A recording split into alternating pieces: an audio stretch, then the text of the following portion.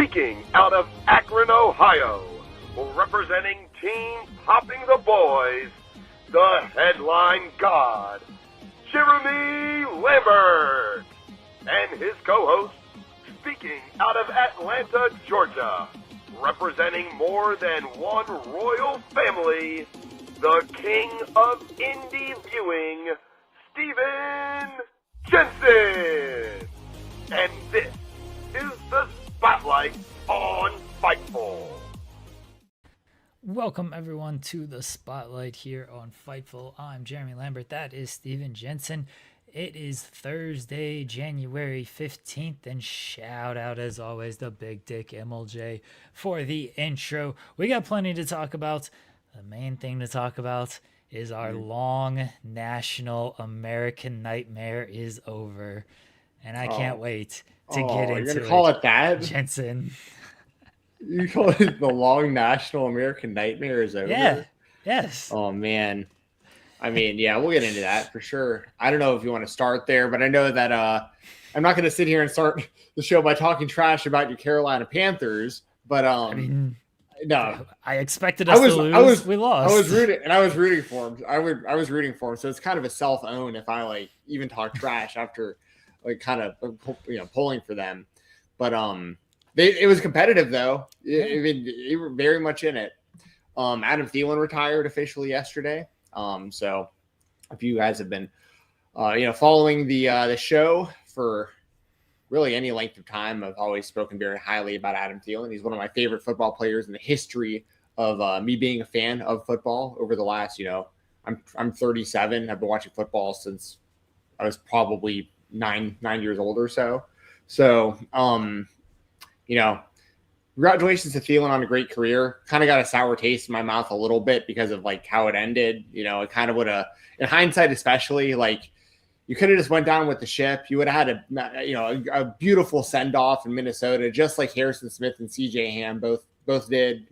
Last home game of the season, he would have had a hero send off in Minnesota. And he basically traded that in for one extra game of football and losing in the first round and being eliminated with the Steelers. So just kind of feels like, I get it. We've talked about him before. I won't get too into the weeds about all of this, but check out In the Weeds here on the same channel.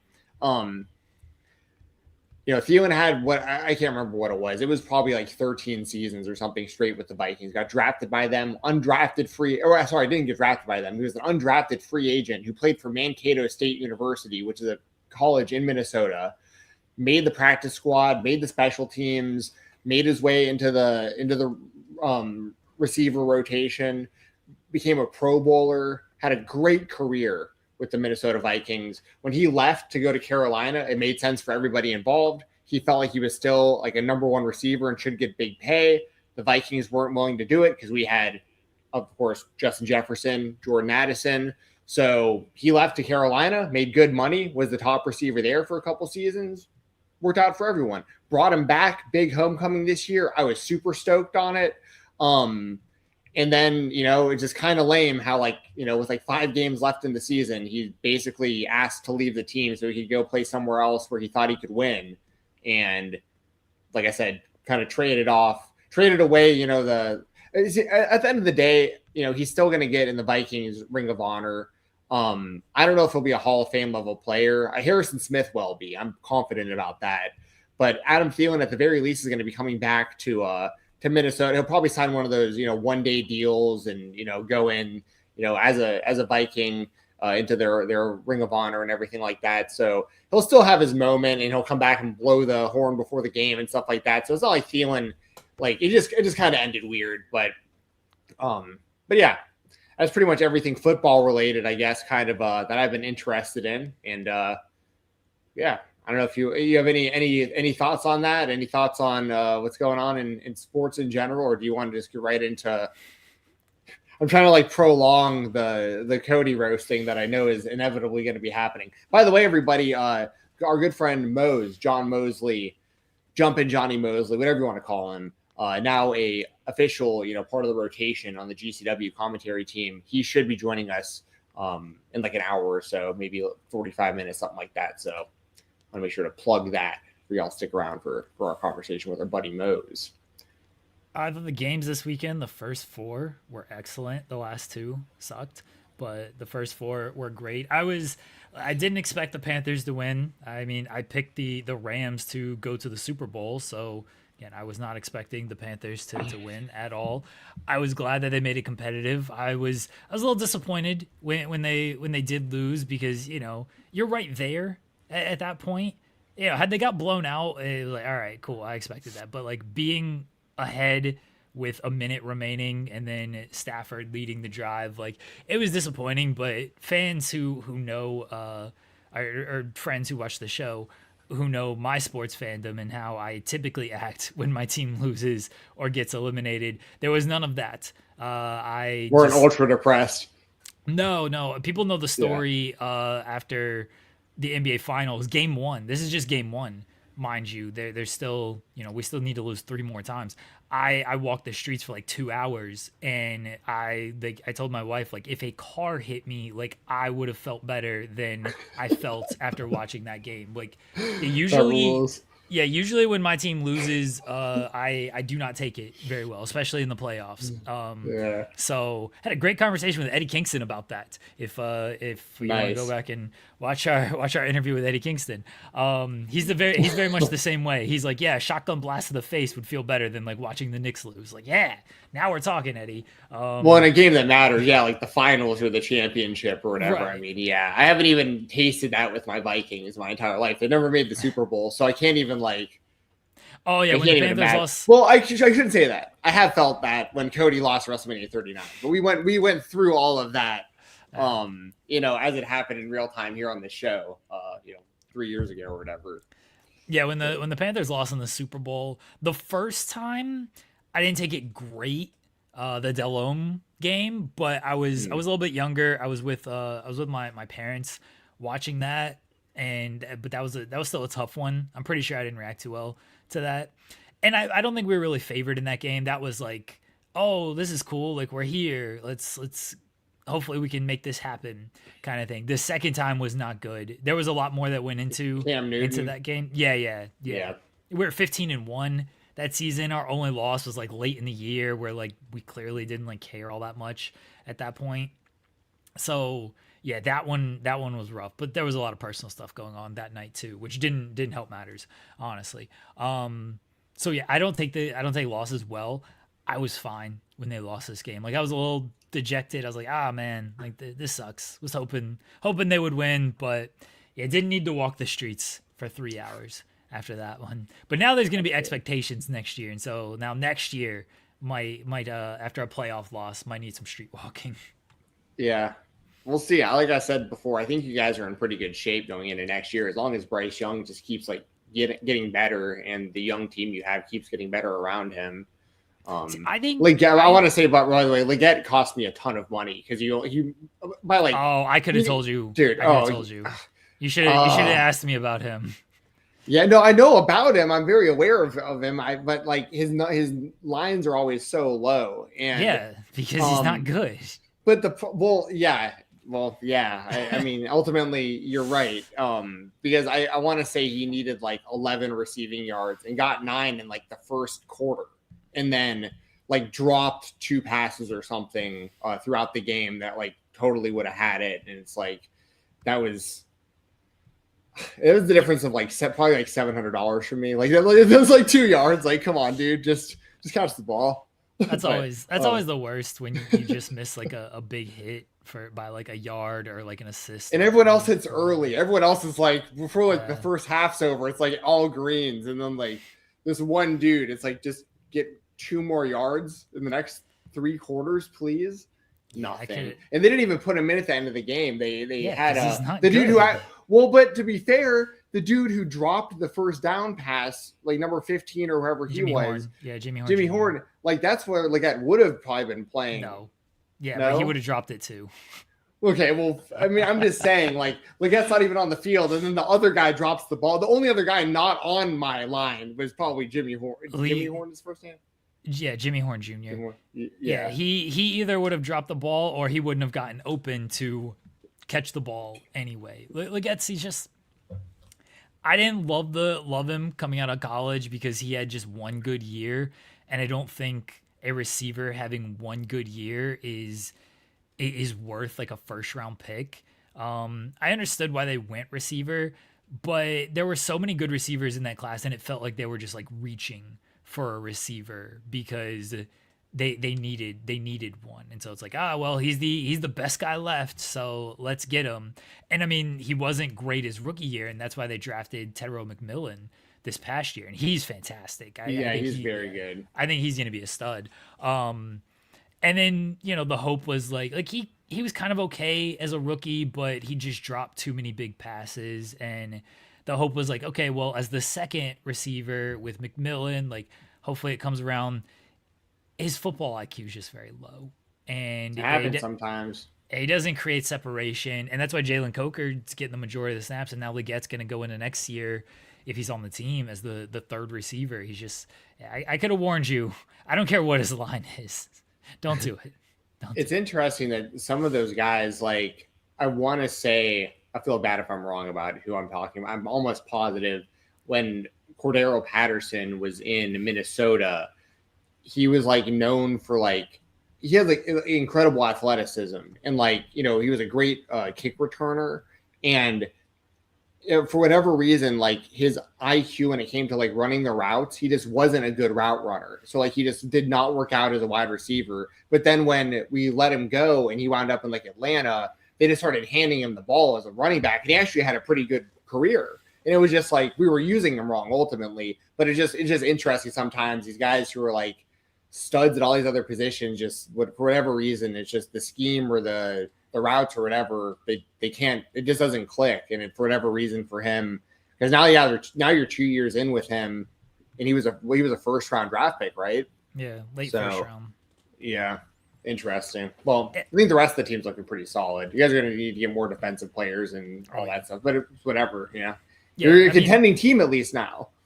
And they know, I mean, I'm sure they know that the defense needs a little bit of help, especially the pass rush, because we don't get home on the pass rush at all. So I trust this front office more than the last front office, which was god-awful as well. Dave Canales has done a good job with this team. There's some inconsistencies, but all you can hope for is improvement, right? Not everybody's going to be Ben Johnson and really transform a team. And that Bears roster wasn't that bad, especially on offense. So you bring in a great offensive mind like Ben Johnson, you could see why it started to click for them. Like their defense isn't very good. But also like Caleb Williams has had like reps now too. Like, and that's why I'm like, haven't like given up on someone like JJ McCarthy. Like people were writing off Caleb Williams like a year ago. They're like, is the guy even earlier this season? And like, same, just to your point, like, everything clicking for a team like Chicago, that's like an anomaly. Like everything came together perfectly for you guys. It's been like a steady getting better kind of season by season. And like, like I said last week, I would love to be in your position as a fan of the Panthers. I think you guys are going to have a really good year next year. Yeah, again, all you can hope for, we went from a 2-win team to a 5-win team to an 8-win team. Even if we didn't make the playoffs, which typically you wouldn't expect an 8-win team to make the playoffs, it's still like, that's still a successful season. You're 3 wins better. Making the playoffs made it a little bit better. Being competitive made it a lot better. So I'm good with it. We'll see what next season brings. It's at least an exciting time to be a Panthers fan, which is something we haven't been able to say for like a decade now. Yeah. And hello to everybody in the chat, by the way. I know we're talking about football, but we do have some people in the chat who are football fans. Ryan in the chat, good to see you as always. And Cyclops is better than Wolverine. Also good to see you. Some regulars here in the chat. If you guys want to have your questions read and all that kind of stuff, y'all know how super chats work. But if you also just leave comments, we'll keep up with it throughout the show. I see people talking about Cody losing the championship and people blaming me for it already. So you guys might be surprised about how I feel about this. I'm going to warn you. I'm not going to have this isn't going to be like a WrestleMania 39 style crash out or anything like that. Like, he's a 2-time champion. He'll probably get it back in like 3 weeks. So yeah, I'm not He's a made man at this point. I'm not really worried about Cody being a main eventer at this point, so.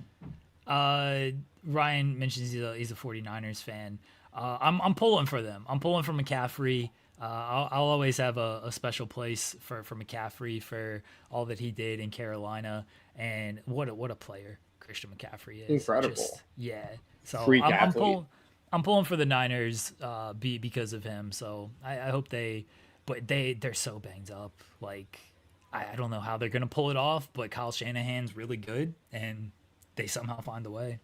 Yeah, when Kittle getting hurt, that's what I'm saying. Like, super unfortunate Kittle, timing. Yeah, no Warner. Like, I mean, maybe Fred Warner. They said he might come back for the NFC Championship game, but you got to get there first. Like, you got to beat Seattle in Seattle, and that's not going to be an easy task. So, I'm pulling for him because of McCaffrey. I did pick them to make it, and I guess officially picked them to win the Super Bowl when we were making our predictions last week. I took the 49ers, so we'll see. All right, let's get into it, Jensen. I need to finish the story. In the WWE, the story never finishes. Cody Rhodes' story as a two-time WWE Undisputed Champion is finished. He lost to Drew McIntyre in a 3 Stages of Hell matchup. The first fall, Drew pinned him after kicking him in the dick and then hitting the Claymore. The second fall, which was a street fight, Cody won after the crossroads through the announce table. And the third fall, which was a cage match, Jacob Fatu came out and initially prevented Drew from leaving the cage. And then he got in the cage and he attacked Cody, and then Drew escaped the cage as Cody and Jacob Fatu were fighting. Jensen, how are you feeling?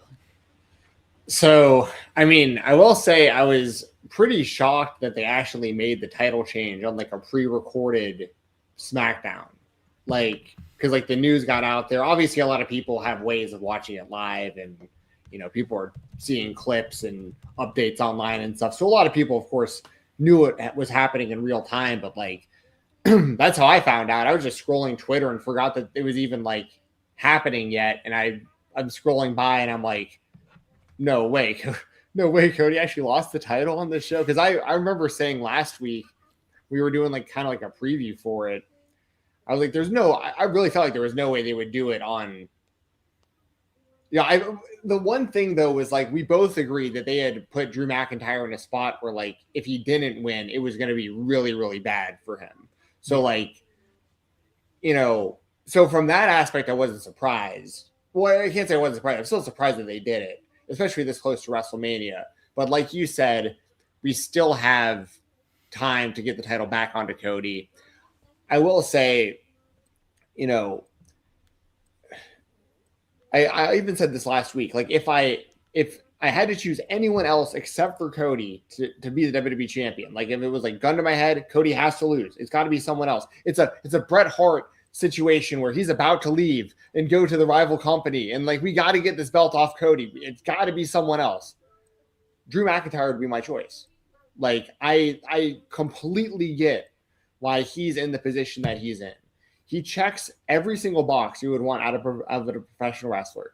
This guy, and he's a veteran at this point. He left. He pulled the Cody before Cody did to some extent, right? Like, the circumstances were a little bit different. Drew was, released and Cody quit, and Drew did kind of, do the TNA indie, and yeah, of course they've referenced this, but they have similar paths, and I think that Drew, if he would have lost that match, it would have pigeonholed him so bad, because like the credibility, even though he's so good and he has lost plenty of times and like always finds a way, and he continues to stay over, and he always finds a way to be back in the mix and be relevant, and so, but had he lost, this would have been really bad for him. And also the way that they did it, obviously it was in a way to protect Cody, because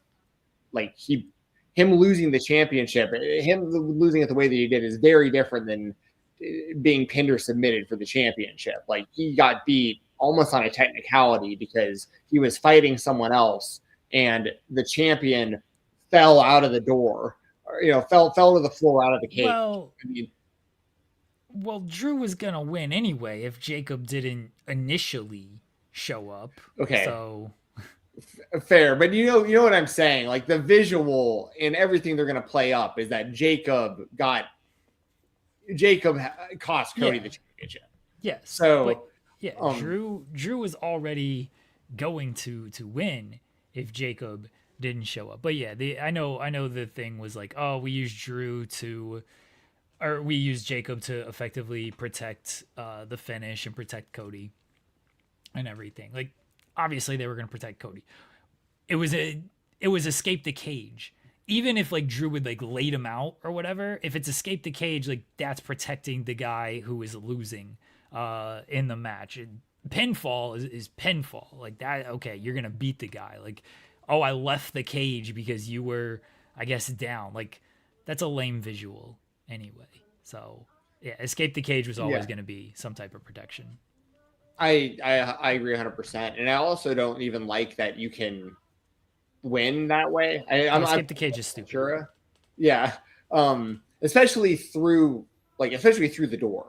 Like, over the top, at least I remember like when I was younger, I used to think that was fun, especially in like the video games, like getting, but it's so backwards logically, like, because the cage should be there to hold you together so that you can settle the score and have a definitive winner in like the end of a blood feud, not let me run away from this person and get out of here. Like, it is backwards. But I will say, given the circumstances of this particular scenario with Drew McIntyre and Cody, and Drew's entire gimmick and character and the things that he talks about and how he presents himself and everything that Drew McIntyre is on WWE television, it made so much sense for him to win the title like that. Like, if anyone's going to win the title by walking out the cage door, basically, like Drew, it actually doesn't make me that upset. You know what I mean?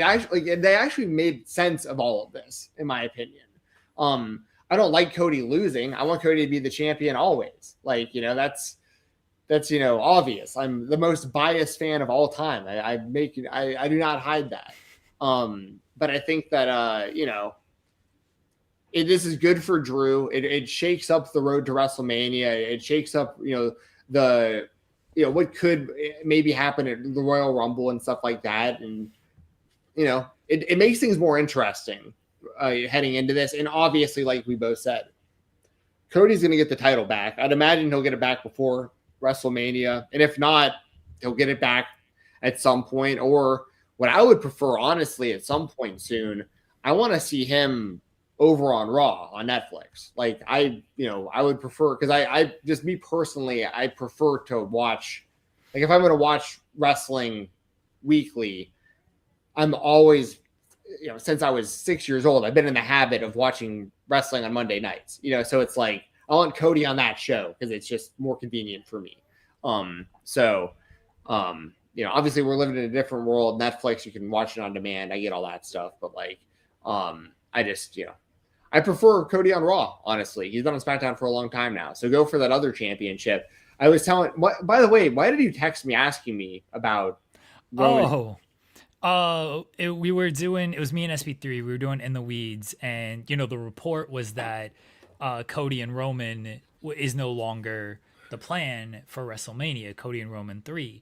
And SP3 was like, nobody wants Cody and Roman 3. Oh. And I was like, I think Jensen might. And then he was like, I don't even think Jensen wants this match. Like, he might be fine with it, but I don't think like he actually wants this match. And that's why I texted you, like, do you want this match? Yeah, so I'll answer that a little more in depth here. So I don't mind the idea of it in theory, like the idea of a rubber match for the sake of history. As a Cody Rhodes fan, like Cody Rhodes main eventing another WrestleMania and this trilogy with Roman and all this stuff. But the obvious issue is, how do you top the Avengers Endgame, WrestleMania 40, finish the story match and finish. Like, I just don't think that. Now, granted, we said that about WrestleMania 39 also when we were talking, like, when Cody lost that night, we were both very big on, like, what a missed opportunity, because by WrestleMania 40, there's no way Cody's going to be this over by next year. Like, this is like lightning in a bottle, him coming over from AEW, and it sounded like that was the plan. I mean, that's kind of been reported more recently too, that, like, you know, their plan was for Cody to win at WrestleMania 39, and then plans changed with Vince being involved and so on and so forth. So that all said, you know, they wound up topping themselves big time at WrestleMania 40, but I don't know if that can be topped, especially the last like 10 minutes of that match or 5 minutes of that match with all the run-ins and special appearances. What happened? Yeah. When Cody won the championship at WrestleMania 40. I don't remember that. I turned it off after Roman hit the crossroads. Oh yeah. The one of the coolest things of all time, the Undertaker came out and did what Stone Cold wouldn't and got the job done. But yeah, I thought it was that was obvious. I mean, that's my favorite match of all time. Once again, very biased, but it's going to be hard to top that. And then on top of that, like, you have the opportunity for all these other really, really big matches, and there's no guarantee of, like, CM Punk, for instance. You know, I really want to see CM Punk versus Cody Rhodes in, like, a real feud, especially if it could be at WrestleMania. I don't know if there's enough time right now, like, with how the plans are. I mean, they could make it work between now and WrestleMania to build that if they wanted to, but there's a lot of history you can go in with that, with, like, even back to CM Punk being in, like, OVW with Cody and all this stuff, and obviously both of them leaving the company for different reasons. There's so much you can go into with all that, and I think the match would be great, and we haven't had it. Like, so I really want to see that personally, and, you know, Punk's getting up there in age. Punk has dealt with a lot of injuries. You know, Cody, I don't expect to leave really anytime soon, but he's 40 years old. You know, you just never know. You're like, I just feel like you're almost kind of wasting a big WrestleMania opportunity by doing another match a third time that I don't think could top the second. And you have all these other options like that might not be there by WrestleMania 42. You know what I mean? Yeah, I don't need it for a third time. I would prefer, I want Roman and Punk for kind of similar reasons that you want Cody and Punk. I don't know how often you're going to get the opportunity moving forward to do this match, and I think you need to do it before it's too late. But I understand, same sentiment with Cody and Punk as well. As far as what Cody does, if it's not Roman and Cody, if it's not Cody and Punk, I can lose the Obafemi in 5 minutes or so. I'd be okay with that. We did pitch Randy Orton and Cody Rhodes, and Randy gets possessed by Dusty Rhodes, and so, oh my gosh, like, he's cutting promos with the Dusty Rhodes voice to Cody, because everybody mentions Dusty, even though Cody says he hates it and he's like, nobody should do this, and then everybody does it. But, you know, being possessed by Dusty really kicks it up a notch. I suspect Cody will get the title back by Elimination Chamber at the latest. That's my guess. And then you go from there with him as the champion. So we'll see. He's still a giant loser. You know who should beat Cody, actually? This is my WWE Spotlight. I have mystery topics for Jensen this week. And this is my WWE Spotlight, since he's the one who actually had the spotlight with Drew winning. He went B-Rabbit and was like, all right, yeah, this is gonna be what we're gonna talk about. Mom spaghetti.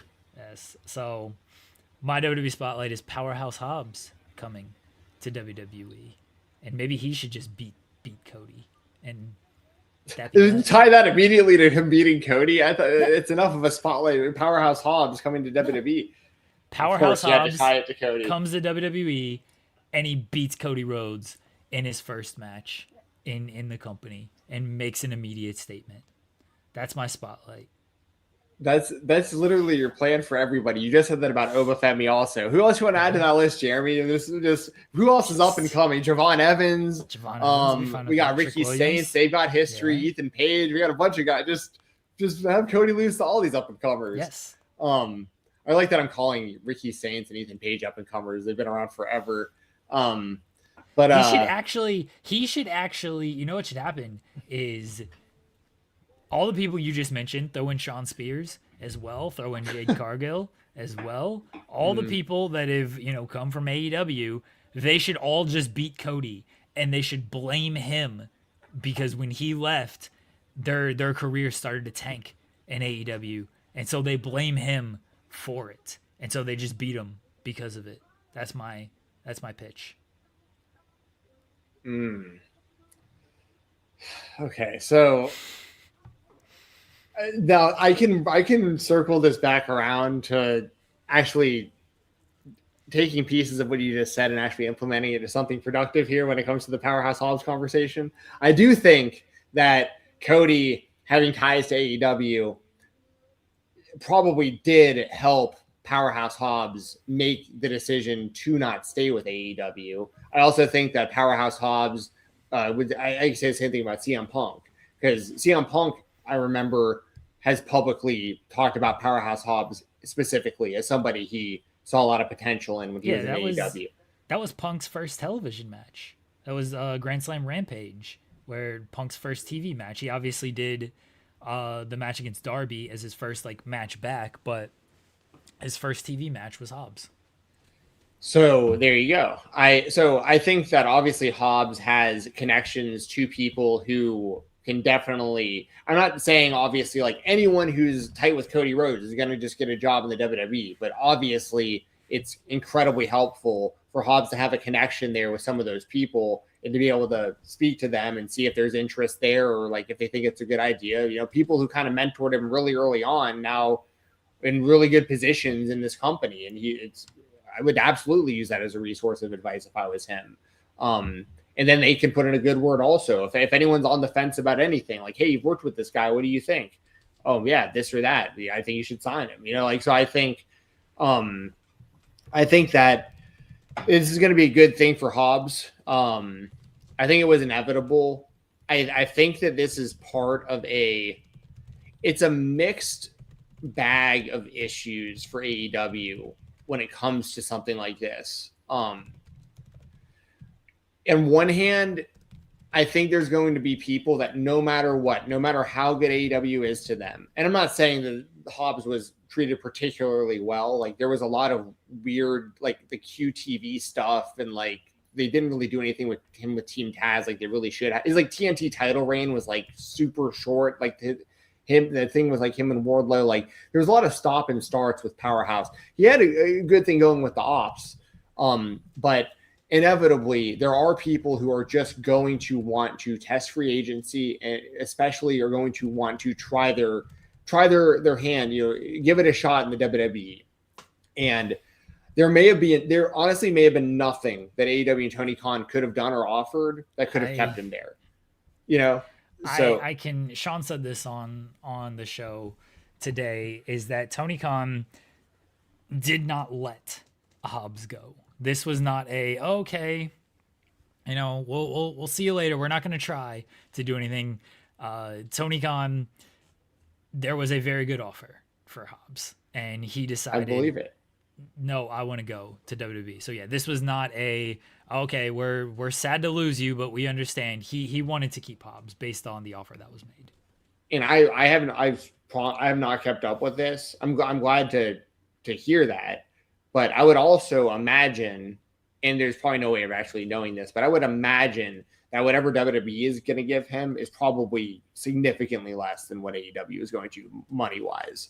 I don't know, I don't want to say it was half or anything like that. I don't think it was a super low ball thing that he took anyway, but I think it's probably something in the ballpark of probably a pretty hefty pay cut to some degree versus what Tony Khan was probably offering him. But the trade-off for Hobbs is if I go to the WWE and they really strap the rocket to me, or really, get me in the mix over there, I could become the ceiling is just so much higher when you're in the WWE. The opportunities and being just a much bigger star. I mean, I hate to say this because I am such a big fan of AEW and all these other companies, but even, Jade's a good example.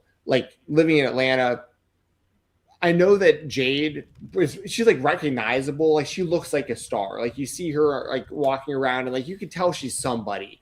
But like she had been in AEW for years, and I bet people like had that kind of feeling about her, like randoms that don't know about wrestling. But like the second you show up on WWE TV for the first time, like you can never go into an airport again and not have people like know who you are. You know what I mean? Like it's just a different level of stardom once you get into the WWE system and you start getting used, especially on Raw and SmackDown. So like I think that that's probably what Hobbs is looking for. He probably wants an opportunity to be a bigger star in the bigger company. And what goes hand in hand with this is I think Tony Khan has and I don't know if it's just him, but he's who probably has to take the most blame because he's the one really in charge. There's an issue to some degree with like him being able to book big wrestlers, like large, like big men wrestlers. Like, and this is going to keep happening because every time that somebody that looks like Will Hobbs or even like MJF, obviously smaller than Hobbs, but he's still obviously very put together. And MJF's a bit of a different scenario. He's all around an incredible pro wrestler. He's going to have whatever options he wants, but there's going to be other wrestlers like Wardlow, which I mean, that's a whole other conversation too. But my point is they're like Lance Archer is just floating around. Big Bill, like these guys, like there's all these big wrestlers in AEW and they're just like directionless and like they're not really used. And like when they are used, they're not really used effectively. So it's just not surprising that like when they become available, if WWE is interested, they look at that. And even if they're going to take less money, they're going to go, well, shit, like if I go over there, they're going to know what to do with me. Like I'm going to actually get a chance over there to like be used as a monster, to be used as a star. And that's, I think that just the issue that, you know, AEW is going to continue to have unless they can figure out how to book. Like I've said it before on this show 1,000 times. It blows my mind that Big Bill essentially is nothing in AEW. Like he comes out, he came out next to the bounty hunter last night as you know, the protection for the guy who was in the match. Like Big Bill, if Big Bill went back to the WWE, that guy would be huge for him. Like, I mean, it's just like, so that's just kind of another conversation. I don't know how you feel about that or if you feel like I'm right or wrong, but I just feel like this is going to keep happening with these large wrestlers. They're going to keep going to the WWE if they have interest because AEW just really doesn't know how to book them. I think there's some merit to that. I mean, you gave good examples of could this guy be doing more? Should this guy be doing more? Look, I thought Hobbs's run was up and down, right? Like there was some good stuff that they did with him. He had the unfortunate injury during the match with Moxley, which kept him sidelined for a while. I did like the ops stuff that was going now. The TNT title run was so stop and start that it's like it didn't really benefit him as much as it probably could have and should have. There were a couple opportunities to kind of make him, the one being the Moxley match for the AEW title, where everyone was kind of sick of the Death Rider's reign, and it's like, okay, why don't you make Hobbs here? And they didn't do it. And then even the Hangman match, it was like, oh, why don't you make Hobbs here? And they didn't do it. I understood the Hangman. I understood both of them, honestly, of why you didn't do either of them. But it does suck, like, losing these two title matches. Like, okay, am I going to get kind of my shot here?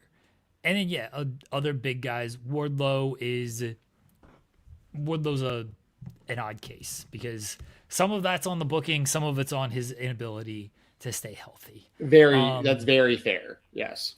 Yeah. Big Bill is a guy that I just don't know if he was ever going to be that person for them. You know, we came in and I get the big reaction against Hook, but I just don't know if like he was like ever going to be that type of guy. Like, they're doing a good job with Brody King. Brody King's a big dude, and they're doing a pretty good job with him. Could it be better? Sure, but it could be better with a lot of people, honestly. And that goes for just in wrestling in general. Like, I feel like a lot of stuff can just always always be better. Like Brian Cage just like wasting away in the Callis family, and Brian like Cage is another guy who's always hurt. So I don't like. I guess you're right. I guess you're not wrong about that. I guess it's just weird that these guys have been in the company for so long and they look like that, and even when they're available, they're just like background characters constantly. Like Lance Archer. Lance Archer is just an older dude who, again, I don't think there were like real great plans for him to be that guy, and so like I understand why he isn't that guy. I mean, who else is there? Kind of the same thing. Big Show. Like I do think like Luchasaurus is like he's utilized kind of where he should be utilized. Luchasaurus isn't a big guy. That's like a optical illusion. I don't know how that's happened. But he isn't that big of a guy. Bobby Lashley, is Bobby Lashley used correctly? I mean, he's out right now, but beforehand, yeah. Right, yeah, so, I think Bobby Lashley has a lot of say though in like what he does and doesn't do. Yeah. Oh, it's difficult because I do agree that like AEW is where the best wrestle. So they want, they want the top tier wrestling. They have a certain style that works, and not every big man can like work that style. And I do think you need variety, and Hobbs offered variety. Is he going to succeed in WWE? I don't know. They're calling up Obafemi. They just called up Trick Williams. Those are big dudes who they have a spot on the roster. Where does Hobbs fit? How are they going to utilize him compared to those guys? I truly don't know. I think they'd be foolish not to understand what they have in him, but I have no idea if they're gonna utilize him the right way. I don't trust them to utilize anybody the right way. Honestly, like I don't trust Obafemi to be the person he should be on the main roster. I don't trust Trick Williams to be the guy he should be on the main roster. But that's just a drawback of they gotta prove some of this stuff with their booking, and over the past year at the very least, like they haven't proven a lot of that. Yeah, it's hard to know. Like I would assume Hobbs probably starts on NXT because like these other guys like moving up. You think Hobbs straight to the main roster? Yeah, that seems. I'm not against it. Okay. Well, that also could have been maybe part of the negotiation too. Like if I'm just thinking out loud. Like it's possible too that like Tony offered Hobbs a whole bunch of money, WWE offered him less, but Hobbs was like, will I be on Raw or SmackDown like when I come over? And like if they were like no NXT, he might have been like, well, like I don't want to like because that's kind of a big decision to make, right? Like you're going from legit national television, TNT, TBS every week if you're Hobbs to CW is still CW. I mean, that's still a big channel, but it's not the same level. You guys know what I mean? Like in NXT is kind of a little more hidden away. Like, so if you're making that decision, if you're someone like Hobbs, like I would probably want it in the deal that you're going to Raw or SmackDown. Because the other thing with someone like Hobbs too is there's enough of like a sample pool out there of like they know what they're getting in him. They don't really need to like bring him in and like have him do forward rolls and like be like, does this guy know what he's doing in the ring? Like you've seen him for years on national television. He knows how to work cameras and crowds and timing and all that stuff. So like, so yeah, I mean, I think it'd be cool if he went straight to the main roster. And yeah, I don't know what they're going to do with him, but we'll see. It's someone like Trick Williams, though, I think has an advantage because like the WWE loves people who are over with these entrances, and the whole whoop that Trick thing is like so. Like I feel like they will run with that, even if Trick was, which Trick is good in the ring. I like Trick a lot. I actually like Trick when he was teaming with Carmelo Hayes years ago. I was always talking about how I thought that Trick Williams was going to really break out on his own as well, and like but even if he was a terrible wrestler, that entrance. Here's a good example. Jey Uso. I'm not going to say Jey Uso is a terrible wrestler, but I don't think he's a very good wrestler. But his entrance is so over that they gotta run with it. So like, I feel like That's kind of my, you get my point, because it's like Trick I'm not as worried about as like Obafemi, for instance. Oba's got the look for sure, and he's very impressive with the stuff that he does in the ring. But like, I'm really not worried about Trick, because like, as long as the crowd's doing the whoop that Trick, the WWE is going to have stuff to do for him. Couple super chats here. Cyclops by Wolverine says it's Cody's fault. He assaulted Jacob for no reason. Factual. He could have just by touching his shoulder. Yeah, he didn't need to. He could have just exited the cage. He could have. To be fair, I don't know why he got involved. You're right about that. Yeah. I don't know why Cody even tried to stop him. Yeah, that was dumb. I'll admit that was dumb. Ryan says, is Hobbs the first guy TK truly tried to resign? I think he tried with Jade Cargill, and much similar to Hobbs, is she thought it'd be better elsewhere. I think he tried with Blake. Now you did say Guy, so maybe you were literally referencing guys and not Guy as a general term. But I do think he tried with Blake. He did try with Andrade the first time around. He admitted that. He said that after what was it, 2023? I'm terrible with times. 2023, right, when Andrade was gonna leave. Yeah, he said he tried to keep Andrade, and then of course Andrade showed up in the Royal Rumble. So if you are looking, I'm sure he's tried to keep Jericho. Yeah, I mean, yeah, Jericho is. We don't know what Jericho's doing though, so I'm not gonna put Jericho out there. You can't see me winking through my glasses because of the yeah. I was winking. Yeah, we don't know what's happening with Jericho. All right, well, everybody, you ready to jump into the interview, Jeremy? I'll bring on our guest. Yeah. All right, everyone, we have a guest joining us for the 1000th time. He is our favorite guest. We're biased here. He joined us the most. We appreciate him. We have watched this man go from indie to indie to indie to indie to indie all over the place, and he continues to do that. But he also now is an official member of the GCW commentary rotation. We're very proud of him for that. We are joined by our good friend John Mosley, aka Mose. Mose, how you doing, man? Up? That was awesome. What an intro. I'm fired up. Oh man. Mose, is Chris Jericho going to show up to GCW? Not that I've heard. I can't confirm that. All right. I'm trying to get a scoop here, you know? No, I like that you swung for it. That's what I respect about you the most. I'll take that. Well, Mose, first off, Happy New Year, man. How have things been since last time we talked to you? Yeah, sick, busy, a lot of fun. We've had a random weekend here and there off, but for the most part, been going heavy. Some new places, some new states. It was been really cold. It was so cold in Chicago for the Berwyn, in fact. But yeah, man, just a lot of fun. Like, I can't complain at all. Yeah, I saw that I think I was on Facebook. I saw you post your schedule coming up for like the next month, and it's like literally like every like Friday, Saturday, Sunday, it seems like.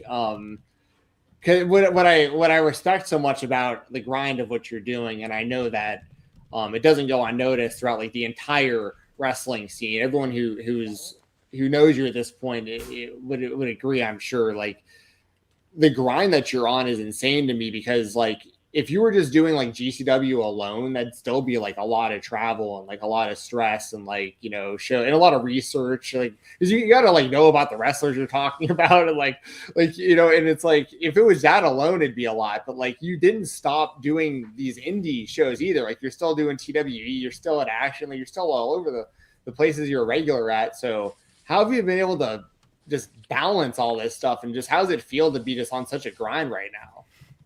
I love it because I'm a big believer in staying active, keeping the brain going.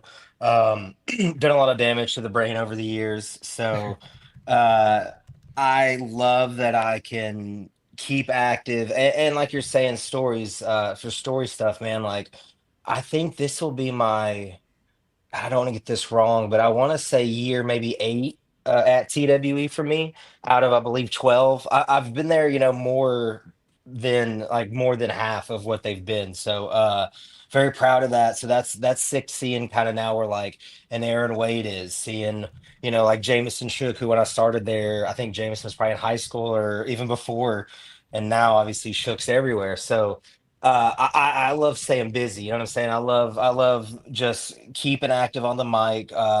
It's stressful in a good way though. I'm a big believer in pressure is a privilege, as kind of like lame as that can sound, I guess. I do. I think like when that red light's on, it's the best. It's the most exciting. And yeah, I mean, we just had a couple of really fun TWEs this past weekend before I left out for Dallas. All right, so the next GCW show you are working is.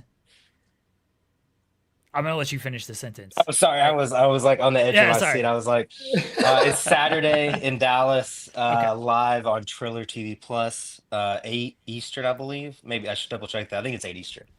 Okay. Are Oh, go ahead, Jensen. sorry, I was gonna say you're essentially doing like every GCW show now, right? Like, I mean, I would guess like barring maybe certain travel stuff, maybe I don't know, but like how many dates do you know how many dates you're like supposed to be working this year for GCW more or less? So the way that works is when I really started working there a lot at the end of last year, it was at times, man, like 2 days before, one day before.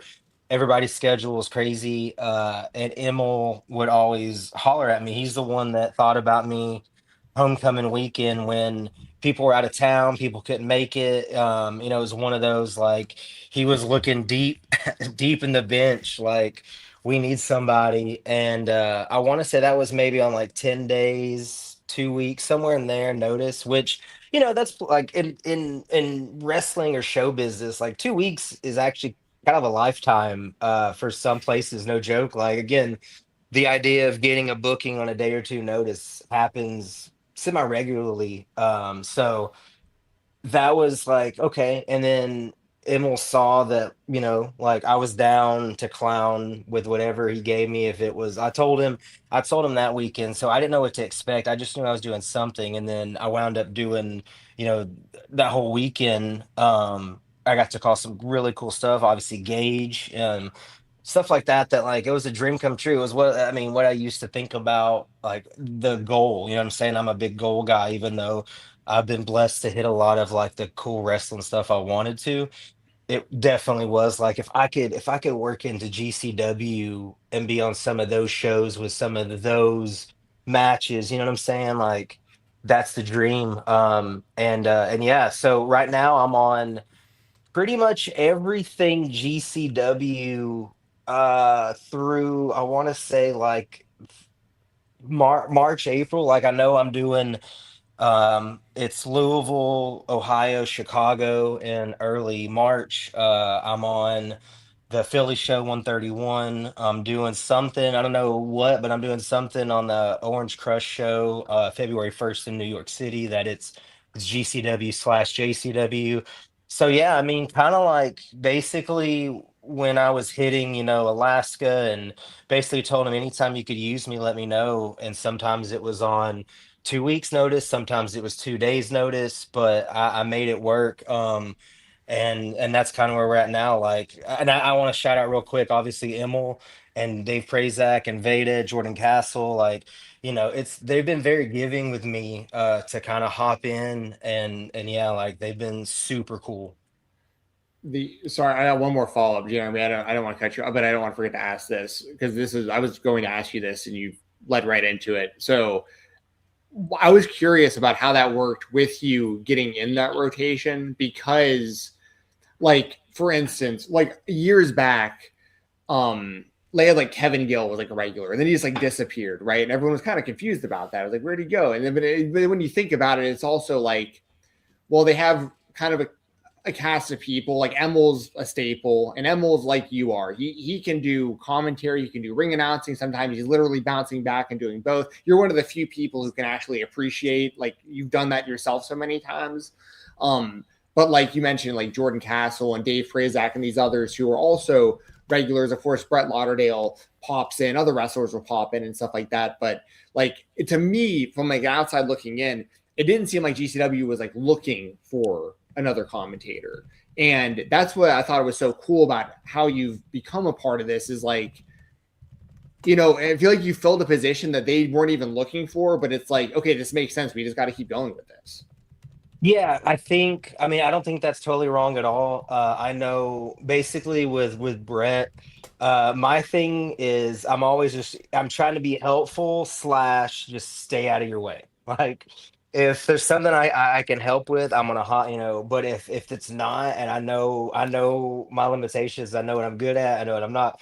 So if there's anything I can just stay out of Brett's way or the crew's way, I'm like happy to just I'm gonna chill over here, and then when I hear those magic words of like blah blah, and I go, oh yeah, I'm gonna.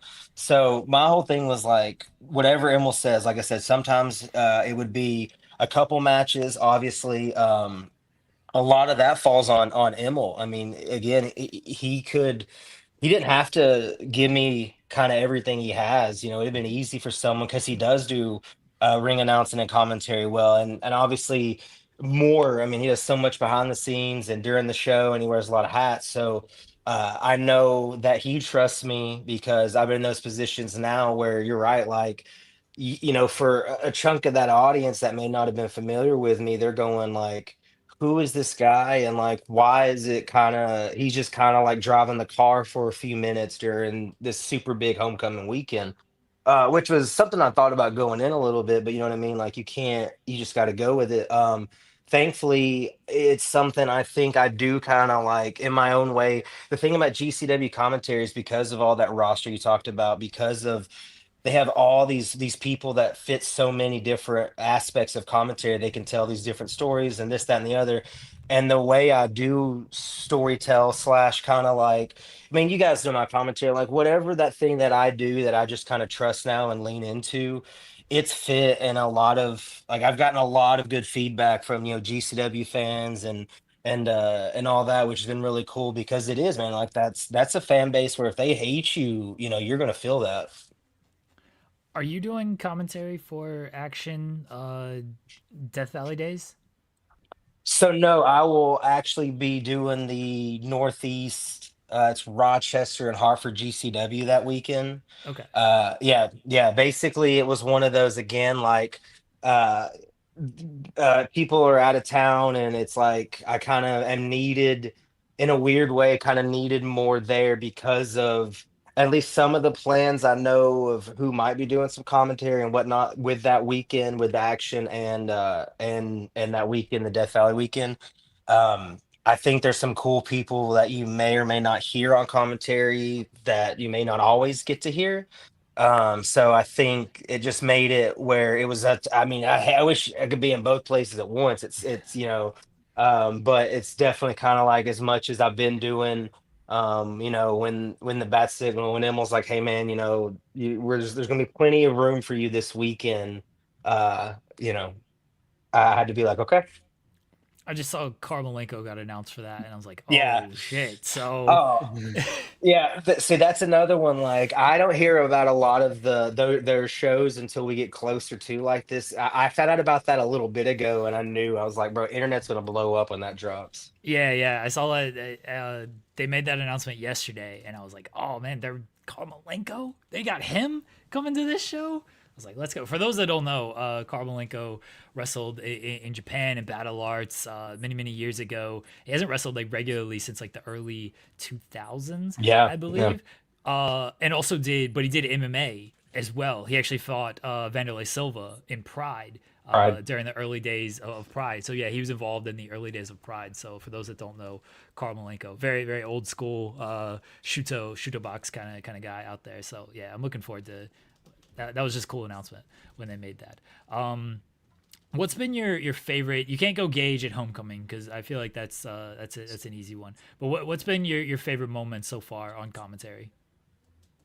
Oh man, calling with Dave and Berwin. That was really cool because that was another one I wasn't sure if I would be on until we got kind of I would say within a few days, within a week for sure of that show, because I knew I was on New Year's Eve, but I was like, what am I doing? So I wound up, we just drove up for New Year's Eve and then drove to Chicago. So it was like 12 hours up to Jersey and then 12 to Chi-Town. But totally worth it. Had an absolute blast with Dave. Alaska, I mean, calling with Immel in Alaska was pretty cool. You know what? Also, too, it's hard not to say when me and Brett called Effie and Priscilla in Seattle, and that went viral a little bit, and that was cool because that was another one of those moments that, like, it'd be easy for him to hop on and maybe, there's been times where Brett's hopped on and I've passed the headset to Emil. So I was kind of looking for that. And then so that was a cool to be like, all right, he's calling with me. We're having a little bit of fun here. That was really cool. I was wondering, this is kind of random, but it came to mind because I actually just saw the announcement. Like, I don't know when this came out. It might have been earlier today. I saw it today. But a wrestler that I know that you have seen many times, Alec Price. It was just announced that he's going to be wrestling MJF, current AEW champion. It's going to be at Limitless, I believe. Yes. What I saw. What I just like a fan of, because I just know you've been watching Alec throughout the years as we have. It just feels like a really, really big opportunity for him. I just want to kind of get your thoughts since the match was just recently announced. Oh man, he dropped a great promo. Check out Alec Price's social media. I mean, it's it's so exciting because I've seen Alec grow so much. I don't know how long. I mean, I met him before. It was before Uncharted territory did the Southeast summer. I'd met him a little bit before that, but I really hit him off when he came down for a few of those shows to the Scenic City. I don't know. I mean, of course, there's some other people we could list that could meet MJF's what he means, but Alec would be on a very short list right now. That what we're saying is, all right, this guy is going to take it to like. I mean, you're talking about a TV superstar right now. I know Alex excited. I know he's absolutely laser focused in. I can't wait to see. Let me see what we get. Yeah, I'll still never forget seeing MJF in the basement East kick Righteous Jesse in the nuts all those years ago. And then it's like to watch MJF kind of like giving back to the independent scene with like the position he's in now is it's cool. It's like a full circle thing. And like no disrespect to anybody else, but like I've been saying this publicly myself. I think Alec Price is arguably like the best wrestler on the indies right now. Like I really think like, and he's only going to keep getting better and he's going to get bigger. He's going to keep filling out. Like when in a few years, especially, he's going to be a household name in wrestling. Like I'm confident of that. You cannot fake and you cannot teach what he has, whatever that thing is, man. He's got it in real life when you're talking to him, and you've got him obviously on the other side of that curtain. So I'm with you. It's the hardest thing. I'm 30, I'll be 36 in a few months. So it's the hardest thing to tell these kind of young guns is time. You know what I mean? Like I know it always feels like time's running out, especially in those early 20s. I mean, especially too, think of all these talents that have been putting in 6, 7, 8 years, a decade, and they're still, like mid 20s or whatever. Like that's insane miles. That's insane mental miles. You feel older than you really are, but I mean, you nailed it. I mean, just a little bit older, Alec. I don't know if there is a ceiling for Alec Price. Yeah, to your point. I mean, someone like Jaden Newman, like mid 20s, has Yes. wrestled for a decade, and then on top of that, has been training people and running his promotion and all. I mean, like, and I hope he gets. I know he's injured currently, so obviously thoughts, well wishes out to Jaden. Obviously, he'll come back and keep killing it. But yeah, also you mentioned time, and you said you're doing these trips sometimes, 12 hours here and there. Who are you are you still traveling with Haley, or are you like who do you travel with, or is it different every trip, or how do you do that? Like make these long trips all over the place, by car? It just depends on where we're going and who, we definitely have people have hopped in with us here or there, but I mean, this run, it's definitely been me and her. Like there's a system there. Like if I, like you were saying, if we say we have a Georgia show at Action on a Friday night, and then got to be in Atlantic City the next day, that's one where like Haley will nap during the show or after, like before the show, get some hours in, and then she'll hit it heavy. I mean, there's been times she's made that whole trek and like just night driving. I'll pick up a few Man. hours. Yeah, I'll pick up a few hours maybe on the back end. But yeah, like we just hit it. We've definitely took some more flights at the end of 25, and we're gonna have to fly a little bit more in 26 just because we're more West Coast stuff, more stuff up northeast where maybe the weather don't really want to be driving. So we don't mind it. We both traveled our whole lives. Like every summer, I was taking some kind of long road trip with the family, and then when I was had my driver's license, I was happy to hop in and go to Florida or whatever. So we're both road dogs, and it just works. What a real one though, man. Like it's like you're like it's very lucky for both like with all the travel that you're both into it and both so supportive of that. That's super super cool. And like she's always like, if I've ever seen her at a show, she always walks up and says hello, and she's just like, it's always good to see her, you know. And I know that like when I see other wrestlers, I've seen other wrestlers tweet about her over the years and stuff too, like her being like the KOBK mom and that kind of stuff. And it's like, that's just super, super cool that works out so well for both of y'all. So hell yeah, that's awesome. Yeah, she's happy to like, find some, we always find some cool food places. We'll find some cool like maybe movie, if something's been shot there, this, that, and the other. We try to find something cool like that when we can. I know for Dallas, right, we're trying to hit a couple of like barbecue places, and then Wichita's new, so there's a couple places you're gonna have to try that's new. But yeah, man, it is. It's like very lucky to have someone. She very supportive anytime. It's kind of like I've been maybe, yeah, I don't know, man. Maybe I take a break. Maybe this isn't working right. She's been like, no, you put all this time in, like you love talking and riffing like we're doing, and yeah, so it's like it's been a real gift for real. What's on the playlist in the car? So right now, Zach Bryan just dropped a new album slash acoustic album of the same songs. So we listened to that pretty heavy on the what is it? We did 7 or 8 to Little Rock last night, and then I think like 4 or 5 today to Dallas. So on average, though, it's like Suicide Boys. We're big into. I'm a big Juice World fan. We rotate that in and out. I mean, a lot of rap. Then sometimes if we're somewhere like Chicago, I want to listen to some Chicago rap, or New York or Atlanta, wherever. I try to set the mood with that. We listen to a lot of King Von in Chicago, so that's why I was really really riled up on commentary. I think I just been listening to King Von all day. No, nothing wrong with that. You listen? Did you listen to the new Chance album?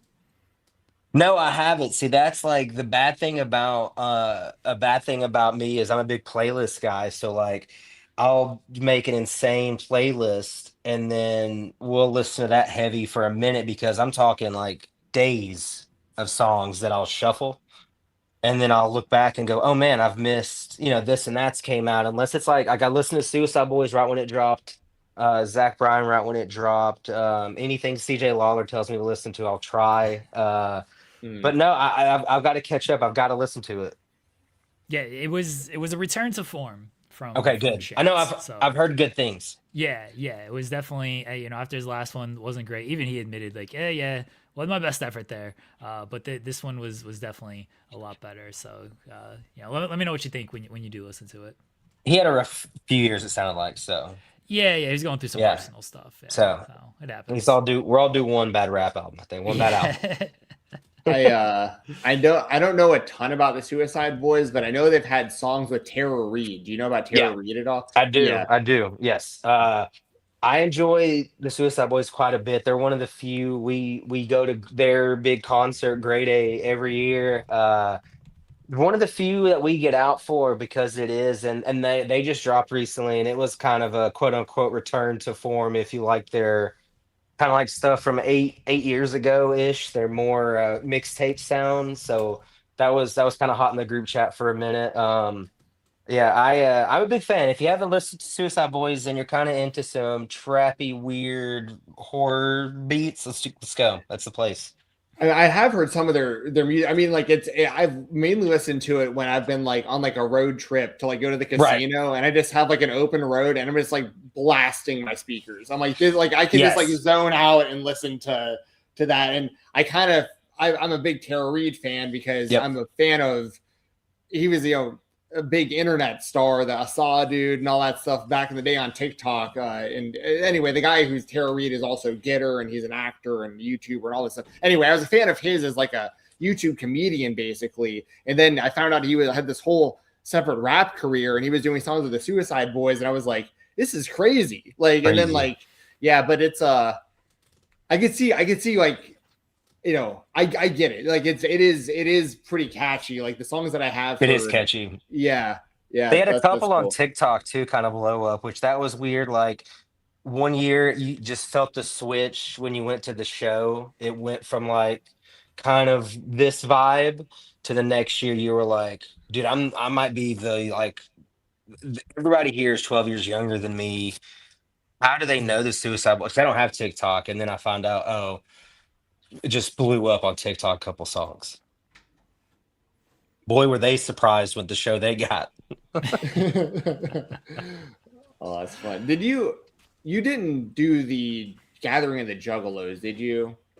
No, that was another one wrestling. I planned to go with CJ for months because CJ goes every year. He and his wife Taylor, and it either fell. You know what it was? It was I want to say around we were doing AC for homecoming. It may have been GCW backed up because we're in the simulation, completing the circle. We had just booked like a B&B and whatever for a few days because we knew we were going to be up there and just stay an extra couple days. So I didn't end up going to the gathering, sadly, but CJ and Taylor had a blast. The Do you? Oh, go ahead, oh, Jensen. sorry. I was gonna say I just had one more question that I didn't want to forget to ask. Commentary related. I remember, Please.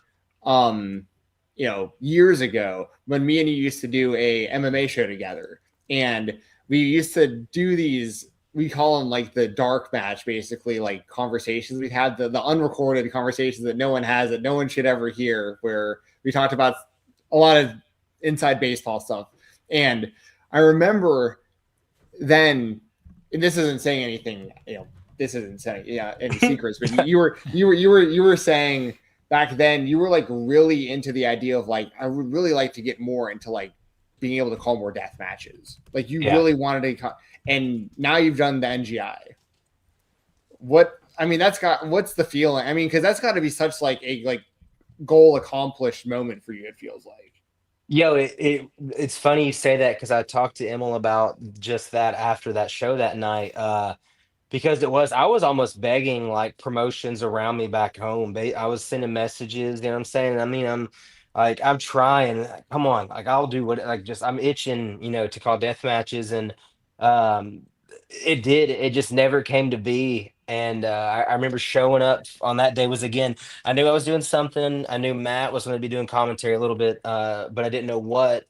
And then Emil tells me, "Hey, you're going to do. I want to say I don't know 7 of 9 or 8 of 10, whatever it was. It was the majority, and it was man, it was insane. It was such a crazy feeling calling that tournament with Matt, seeing buddies like Danger and seeing like the Bev who has been so underrated for years. I mean, it was that thing that feeling I guess we chase. After the show, hanging out with them, we'll just tell them like, thank you. You know what I mean? Like that this is exactly what I wanted for years to call, not just death matches, but important death matches. And yeah, that was something so special that again, same with Berwin, like to call some really crazy, crazy stuff with Dave Prazak. And then before the show, he's telling me all kinds of cool history of the venue and funny stories about the, this, that's gone on. And it was just the same way, man, of like, I can't believe it. Like, it almost feels like unreal. My last one for you, Mose, is I know you mentioned kind of your upcoming schedule, but do you have any WrestleMania plans locked down yet? Yeah, so I know again, I don't know for sure what, but I'm doing some kind of stuff for the GCW week, and I'm doing the action show that they announced for Friday morning. But yeah, I'm definitely doing something here a little. I'll be there pretty much from Tuesday on.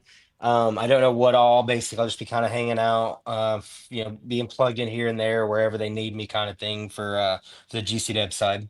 Is there any show that like you're like I want to do this one, or is there kind of on the flip side of like a show where it's like I kind of just like want to enjoy this as a fan and not have to. I What you do is very fun and you get a front row seat and all of that, but like there is a work aspect to it, Oh yeah. and so sometimes it's like, you know what, I just want to chill here and not have to actually work and just enjoy the show. So any show that you definitely want to do on commentary, and maybe a show is like, I just want to sit back and enjoy this one.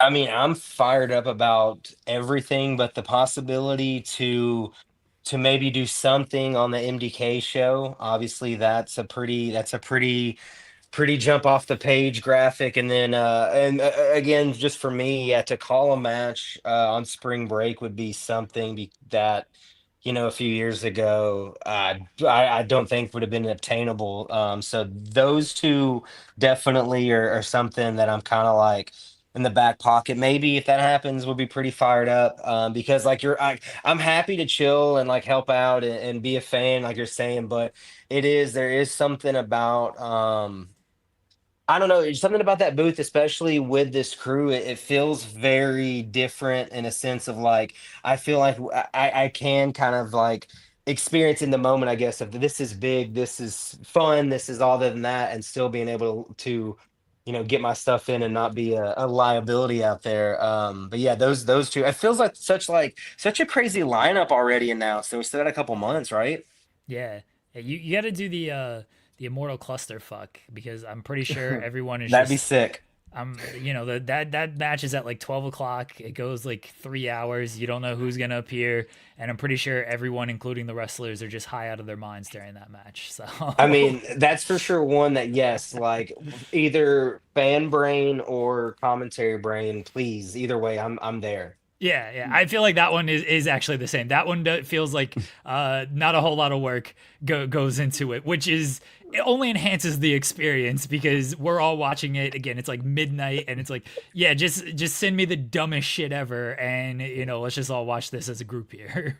That is the one, like the one universe of a show where it if it's not completely out of this universe, people are let down. So yeah, like Yeah. I can't wait. I can't wait to experience that one. Dude, do you remember?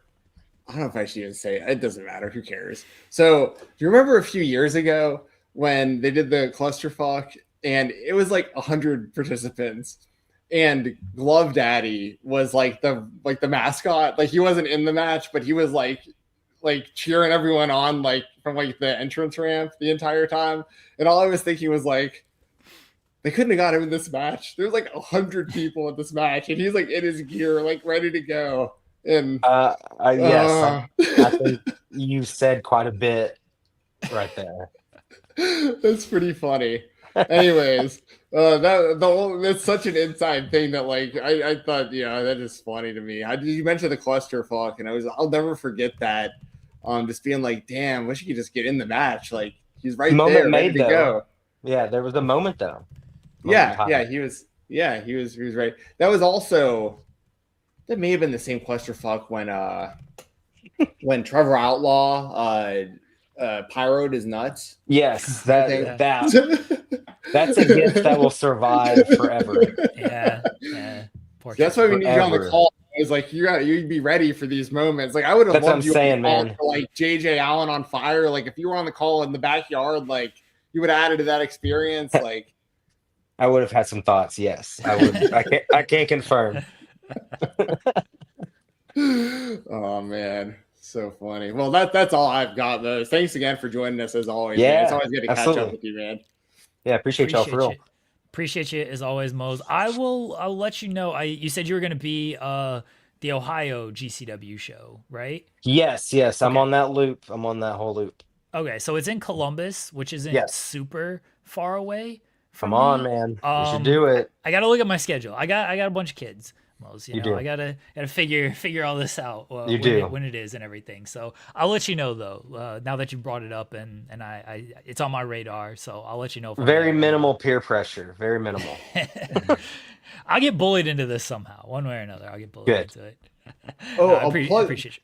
plug Appreciate you your guys. stuff also, Mose. Yeah. Like is there also Yes. you need more merch. Like I almost got like the trading cards and stuff. Like I need some Mose merch to put in my office, dude. Man, I appreciate you. Anytime I did like a shirt once or twice years ago, and I sold like funny enough, like two or three. One to Big Dave at the time, very young boy, but Biggest man uh, alive. since '99. Yeah, I you can catch me GCW Saturday and Sunday this week. Thriller TV Plus. Saturday Dallas, Sunday Wichita, Kansas. Next Friday is Action. I don't think that's a live stream, but that's on IWTV. It'll be VOD. TWE the same way on the 24th, and then Philadelphia with GCW 131 and 21 February 1st in New York. There you go. Mose, we Thank you, appreciate it, guys. man. Awesome. Oh, thanks as Enjoy. always, man. Yeah. Always, y'all be safe. You too, man. Enjoy You the too, rest of your Mose. night. Take care. It's the great Mose, who is effectively a third host around here. So He's the man. yeah, we appreciate Mose. He's fantastic. Yeah, when he mentioned they were coming to Ohio, I was like, oh, okay, I got to see when and where. And I saw it was Columbus, and Cleveland would be more ideal, but Columbus isn't super terrible. And it's just a matter of timing, and I'm not gonna know until like the day of the show anyway if I'm gonna be able to make it out there. But I'll try to figure it out. It'd be nice to actually meet Mose in person. I've never actually met him, despite the fact that he's been on this show. I feel like on average once every 2 months. Yeah, I haven't seen him in person it's been over a year now because the last time would have been at a GCW in Atlanta. And they haven't been back here in like a year. It's been they weren't. I don't know if they're. I don't want to speculate. I don't know if they've had issues with like securing center stage again or what. But it just kind of feels like they were doing center stage on a regular, like on an annual basis, and then I think they skipped this past year for some reason. So, don't know what's up with that. Anyway, I do hope to see Mose in person again soon. Yeah, I miss seeing him in person. I used to see him like once a month over at these shows in Nashville all the time. But it's been super, super cool. We've said it 1,000 times, watching the rise, even just from like the start of the show in the last 4 years. Everything he's accomplished is it's very impressive. And the only way that it's possible is like most people like legitimately, I'm not just blowing smoke. Like most people legitimately could not do what he does. Like a lot of people will talk about being like, oh, I want to do this, or I want to get booked, or I want to, like, I deserve this, or I deserve that. Like, Mose made himself undeniable because he literally will go anywhere and do whatever the company needs everywhere he goes, and he goes prepared. And wrestlers are always putting over like the work he does because like when he comes in and he announces you and stuff, like it's very clear that he knows what he's talking about. And the crowd, it's very obvious when people don't know the product. Like sometimes you watch a show and you know that this is like the first time they've seen this wrestler in the ring. Mose, even if it's the first time he's seen someone live, he has done enough research where he will have something to say that makes sense about that person, even if it's the first time he's seen him, and make it sound like this person's super important that you're watching. So yeah, the people can't, because I'm sure there's a lot of haters out there, like a lot of people that want the position he's in, but don't understand what all the behind the scenes work that goes into him getting these opportunities. Like, so that's, and I don't even know all of it. Obviously I can just imagine, so yeah, good for him, man. And he does need more merch. I need a little Mose figure, like a little Mose action figure. Get that signed and put it in my office. It is crazy. I mean, we've been talking to him for about like 3, and I know you've known him longer than this, but to see like where he started and to where he's at now, like it is just cool. And it does show, again, just like hard work does pay off. And Mose is a guy who made all the towns, puts in a lot of the work, made the most of the opportunities he was given. There's some breaks along the way. I'm sure he would admit that. I mean, he said like, with the GCW stuff, it's like, well, they kind of were calling people at maybe the bottom of the list, and I got the call and, just kind of took it and ran with it. But you could literally say that about anybody of how they get into certain positions. Like, we all need breaks to get to where we're at. But to see it all pay off for Mose is really great. So yeah, I might talk myself into going to this GCW show just to hang out with him. Just like when I went to the last one, just to see Cole. Like that might be it. So I miss Cole. Have you talked to him on In the Weed since the last time? No, I've invited him, but I've invited him on here too. He's been busy. Yeah. His work schedule does not match with our show, unfortunately. Yeah. But I do miss Cole, and I hope he's back soon. I don't know what his status is. I have not asked lately, and I've missed the last couple GCW. I've caught up, on what's been going on, but I don't know. But hopefully he's back soon. Obviously, I miss Cole, and yeah, Mose. Like I've said this before, not just about wrestling, but to echo what you were saying about the opportunities and stuff. Like, it's all about being prepared for when that opportunity comes. Like, so Mose was ready, and look how it's paid off. Yeah. Awesome. Yeah. All right, let's get into the AEW spotlight. Over 1 million fans and a great number in the demo tuned in. It was a great show, and I think it's been a run of great shows. The Rascalz are all elite. They made the announcement last night on the show that the Rascalz are coming soon to AEW. Jensen, your thoughts? So this is also my ignorance on not doing my research going into this show, and it's because I've been so busy with my shoot job since coming back from the new year. Have they confirmed? Are they getting all four? It's Rascalz? All four. Yeah, it is all four. Okay, that's awesome. So first off, Myron's like in like the X Division thing tonight? No, they pulled that match. Oh, they did. Okay, well there you go. They pulled it. I should be fair to the story. They pulled it. It seems like there was a little bit that WWE kind of wanted Leon Slater for their European tour, and so that was partial for why they pulled it as well. But obviously, also, Myron Reed is now signed with AEW. Okay. Well, I mean, good for Myron. Good for all of them. I mean, good for Myron especially because, so like Ryan says in the chat, says, I'm so happy Myron finally got signed to a company. Obviously, he's had, runs with like MLW and stuff like that before, but like this, obviously a totally different level. In MLW, I don't know how those contracts work. They're different for everybody, to be fair. He may have never actually even had I have no idea. But he did work for MLW, is my point. But the bigger point here is for all these years, these guys have kind of been apart. Like, you had, I'm going to get their names screwed up because WWE changed them, but to Xavier and Wesley. Sorry, Xavier is Wesley. Yeah. Wesley. Sorry, I don't know which name to use. So you guys will follow along. I'm talking to wrestling fans. Having Zach Wentz and Xavier and Trey Miguel and the first two in NXT, but no Trey Miguel. Like that, remember at the time how confusing that was? Everyone thought like all three were coming over to WWE together, but Trey didn't. He stayed in TNA. Myron was off doing his own thing on the Indies and in MLW. And then Wentz winds up leaving WWE. He winds up back. So and then Myron's back in TNA. So he's Myron's teaming with those guys. And so it's kind of been like they've all just kind of missed having all four of them together at the same time in the same place for like forever, it feels like. And now if they are getting all four of them together, as you said, that's awesome.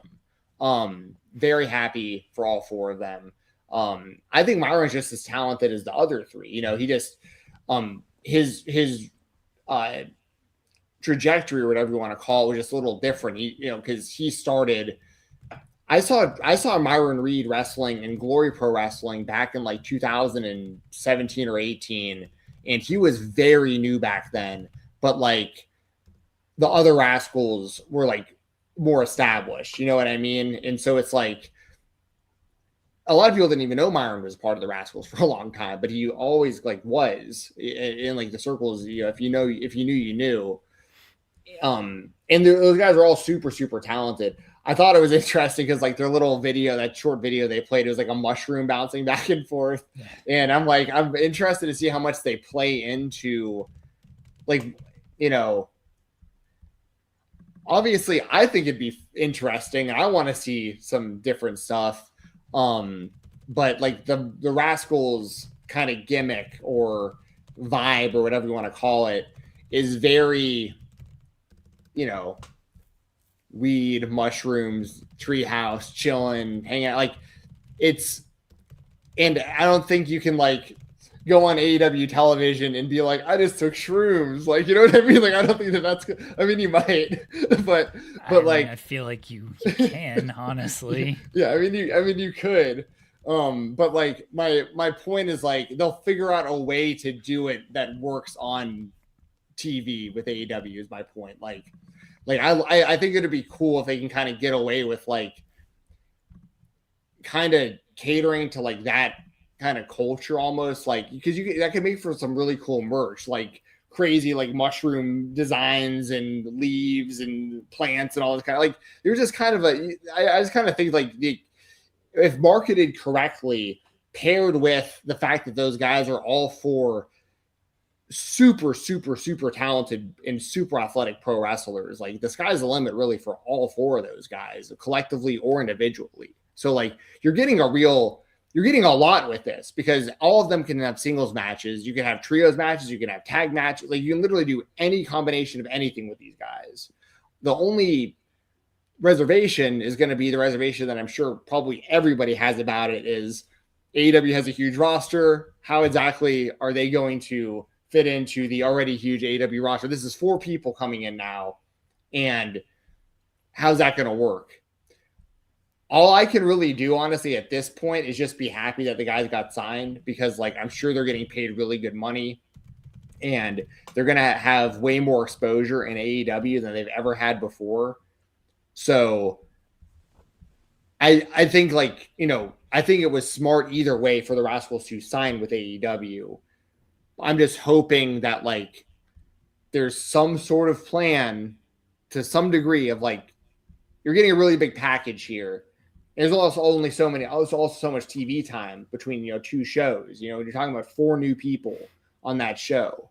So, like, that's really I'm happy for them. I understand the move for them. I think AEW is smart to sign them because they're available. But, you know, I'd be saying this about really anybody, to be honest, though, as far as, like, the room type thing. You know what I mean? Like anyone that AEW signs, really, especially if it was a tag team or a trio or 4 people, the first question is going to be, how are they going to fit into the already huge roster? So that's not anything against the Rascalz, obviously. Yeah, that goes for, again, like you said, kind of anybody. Like the roster's already big. Okay, how do you slot? And this goes for a lot of promotions too. How do you slot this guy into it? And when it's 4 people, it can be a little bit more difficult to slot into it. But as I will always say, this should not deter Tony or WWE or anybody from acquiring talent. This is a good problem to have of, hey, how do I utilize this really talented singles wrestler? How do I utilize this really talented tag team? That's a good problem to have. Figure it out because that's what you're paid to do. Yeah. Yeah, we'll see. I'm pretty optimistic that, like, the good thing is, like, those guys are so talented that, like, they're going to have a chance, right? It's just going to be a matter of, like, them getting the right time and them getting booked correctly. But, you know, I think they're very marketable guys. I'm a big fan of all 4 of them. All right. My AEW spotlight, again, it is a mystery spotlight for you, Jensen. Do you think Cody Rhodes would make a good AEW TNT champion since he can't challenge for the AEW world title when he returns to the promotion since he's a giant loser in the WWE? Oh my God, that's such a troll question. I I didn't even follow. I stopped listening after a second. Which title did he's a challenge for what AEW championship? TNT, International, title? Continental, the Unified. But it can't be the world title because he lost the opportunity, title. right? So yeah. Oh, I did joke. I remember this tweet actually did pretty well. I got like thousands of impressions, which is very rare for my Twitter because I never use it. But I remember I tweeted something out after Cody had won the Royal Rumble the second time and then had just talked to The Rock and like given his chance up to The Rock. And I tweeted something like Cody should use his title shot at AEW Revolution. And like a lot of people agreed with that. Like, cause I was so pissed off that, it looked like they were just going to pass up Cody for The Rock. So I've actually trolled myself with the joke you are trolling me with currently, but there's no way to obviously actually answer this question. I obviously think Cody's going to win the WWE Championship back. I could talk all day about my thoughts on AEW and his exit from AEW and how angry I am about how the fans treated him in AEW and that kind of stuff. But you've already heard me talk about all that for the last 4 years. So 7 years total at Fightful. So all right, let's get into our other spotlight. Yes. Our product is what it is. We're going straight up the middle. TNA Genesis is allegedly on Saturday. I guess we're gonna preview it, even though some of the matches aren't fully announced. A lot of the card is like it's like someone could be wrestling someone or someone else or someone else. Yeah. But what I wanted to mainly spotlight is more of the world title scene, which also is what you're talking about. Now we're doing this show prior to the AMC TNA debut, but the way that this has been set up, they're doing Kazarian and Santana tonight, but Nemeth has made it clear that he's basically said, I'm going to cash in this thing on the winner, because he still has his piece of the Call Your Shot trophy that Kaz also co-won and had already used to win the championship he currently holds. Nemeth also just re-signed with TNA. So good for him. I think he's in a really sweet spot career-wise right now. I think Nemeth is kind of like won the game of wrestling in a lot of ways. And what I mean by that is like he had a really good career in the WWE and he made a ton of money. By the time that he left the WWE, he was one of the highest paid people in the entire company because he had been there for so long. Respected by all of his peers, has great matches with everybody, even overcame. The name Dolph Ziggler would have been a death shot to most people immediately. Like, no matter how good you are, you get the name Dolph Ziggler. Like, that's an uphill battle to get people to take you seriously. And to be in the position he's in right now in his career, where like he can be a big fish in a smaller pond like TNA, but still has a good relationship with the WWE, even to where he did the match against Solo and got that huge reaction recently back in November. He's in just such a great spot. I think it makes all the sense in the world is what I'm getting at. Like why Nemeth, I think, re-signed with TNA, because you can still pop up on WWE TV because of that relationship, and you're basically the biggest name in TNA currently. So smart for him. I think and I'm sure TNA is paying him very well there as well. So, that's awesome.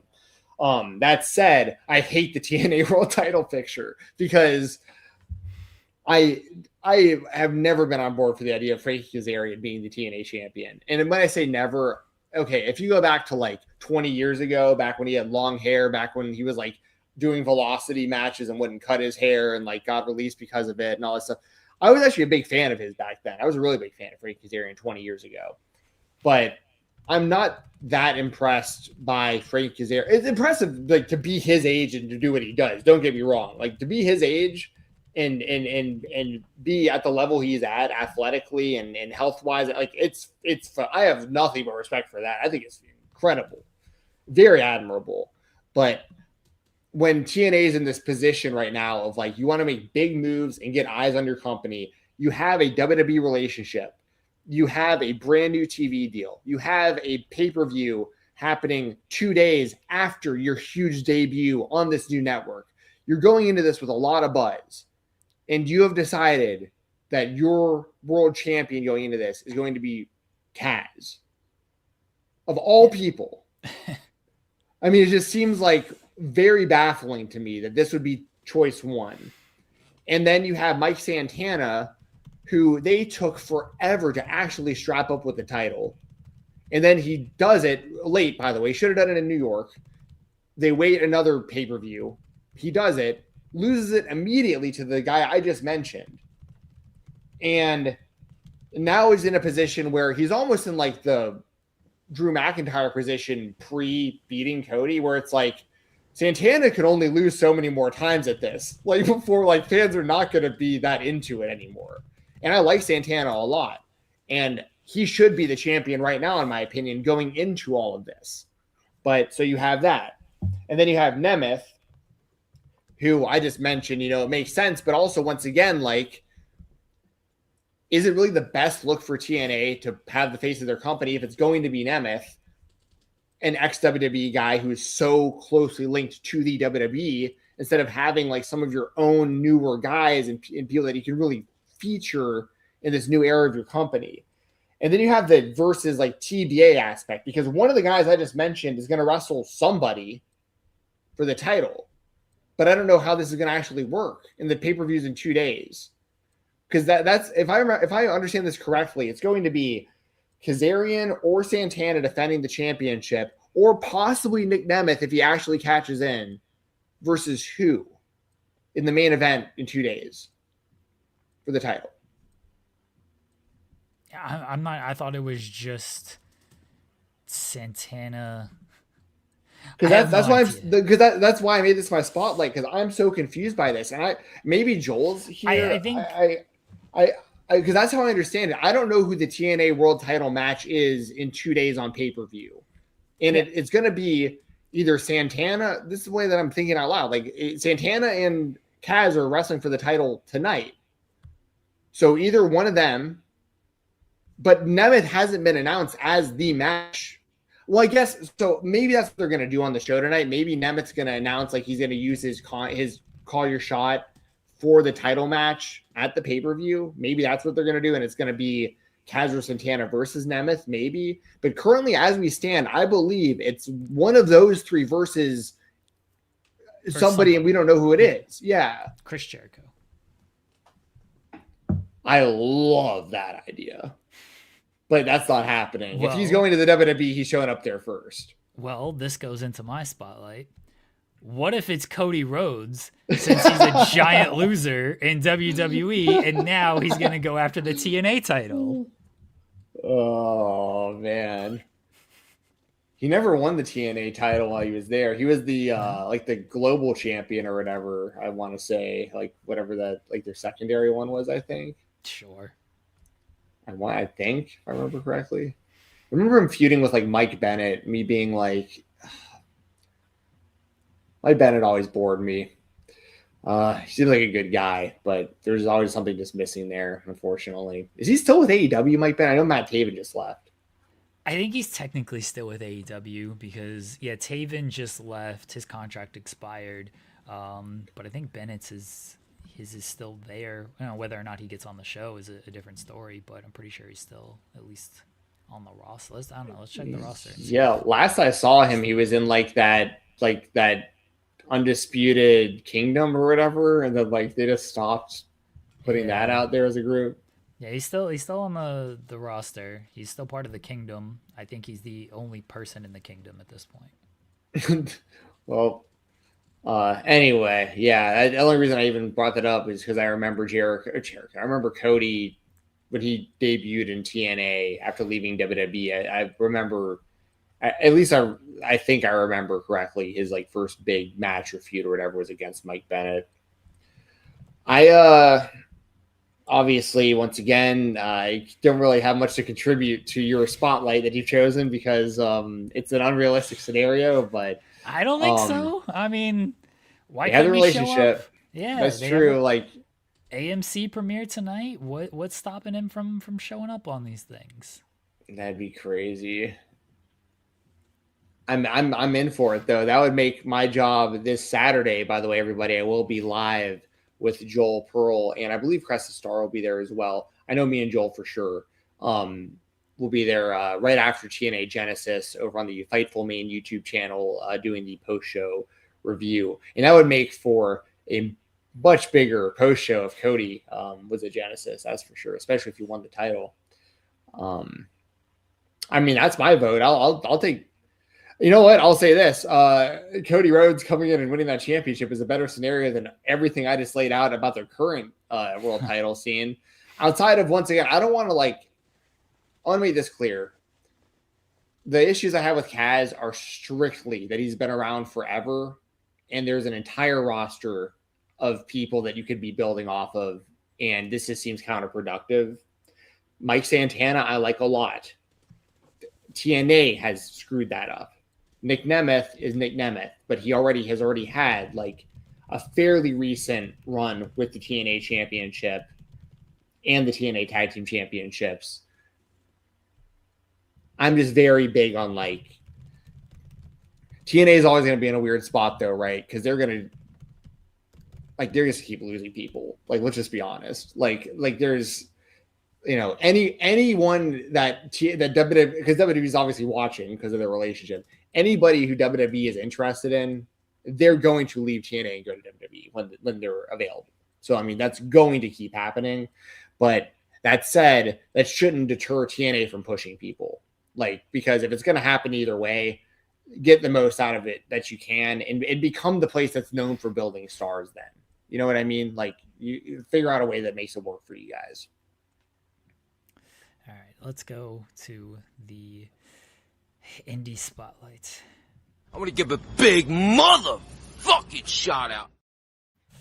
WWE tryouts going on this week. Jensen, you wanted to talk about them. I know there's some independent names who you are very familiar with. I know Starboy Charlie is part of it. LeBron Cozone is part of it. And there's other names that escape me off the top of my head. So I'm pulling up the list right now. So there's actually quite a few people. Yeah. Yes. SoFly, Manny Lowe, Ariel Rivera, Jimmy House, Jack Pasquale. Those are the names. Bruce Hamilton and Bhupinder Gujar from TNA days. Yeah. Those are the names that kind of stick out to me. But what are your thoughts on this list of names? Before I answer that, is your spotlight going to be, well, fucking Cody Rhodes should be getting a tryout because... No. Have some respect for what I'm doing here. Yeah, I'll wait for... As much as I want to troll Cody Rhodes and troll you, he's a former undisputed WWE champion. He doesn't need to go through the tryout process. I know he can do a forward roll. So, no. It will not be Cody Rhodes' WWE tryout. Okay. Go ahead with your thoughts on the tryout. PTSD. I'm like PTSD. I'm like a dog that's like afraid that like did something wrong, like because I'm like waiting for you to whatever's coming next. Anyways, so as far as the tryouts go, you actually highlighted most of the people that I kind of wanted to shout out because I know they're also still bringing in some like athletes, like non-wrestlers, like non-independent wrestlers, to get tryouts as well. But as far as like the indie talents that I'm most interested in getting tryouts, definitely Starboy Charlie's towards the top of that list. He's been around forever. I shouldn't say forever. He's still young, but he's like one of the guys that. But like he's like what Mose was talking about. He's been wrestling since he was like 15 or 16. Like he's becoming like a young veteran already. His career trajectory has been wild because like he had a real big push pretty fast in GCW and was doing really well. And I haven't even said this guy's name or thought about this guy's name in forever. But he was teaming with Chris Dickinson, and Chris Dickinson, rightfully so, got exiled from wrestling. And unfortunately, Starboy Charlie was his partner at the time. So it was like all these plans that I think they had for him at the time, they had to like totally scrap. And like, it's just really, really unfortunate. And then he got hurt like right after that and had like a long layoff. But since coming back, he's done nothing but kill it. I mean, especially out in like the West Coast, like he's been one of the top guys there for a while now. And he totally deserves a tryout. Like, especially with WWE, like the way that they are now, you don't have to be a giant to get looked at and to get a contract. Because that's obviously the one thing that's always going to be like the question mark of like, well, this guy's super talented, but he's kind of short. And it's like, well, hopefully that doesn't matter so much anymore if the talent's there. So, Starboy Charlie, not surprised at all to see his name on there. Bhupinder Gujar wasn't surprised either, because not only was he in TNA, he was in OVW. I remember him being a part of like that documentary they put out on Netflix a couple years ago. He's always been a good looking guy aesthetically. And I think that like I actually really liked getting to know more about him on that show. He actually seems like a really like humble, down to earth, like intelligent guy. Like, so I actually, because of that documentary, I actually started pulling for him more. So it'd be cool to see him. He's got the kind of look that WWE is traditionally liked. So hopefully he's got a shot. Manny Lowe, very talented. Cool to see that name on there. He's been grinding as well. You've got there was another big name you mentioned. Bruce Hamilton also. Hamilton. Yeah, he's got a unique look too. So I don't want to say like who I think is going to get signed and who won't get signed, but I will say like I do think like Bruce Hamilton stands out. Like I would be like, if people are getting contracts out of this group, he'd probably be the least surprising to me. Like I think that the WWE is going to really like him. So I could totally see. They've also got like some of those like social media influencer people like coming in and stuff. I think for tryouts. So they got kind of like a big net right now of talent, and I feel like I'm missing some people too that I wanted to mention, but it's okay. Ryan mentions her name, Noor Phoenix Diana. She wrestled.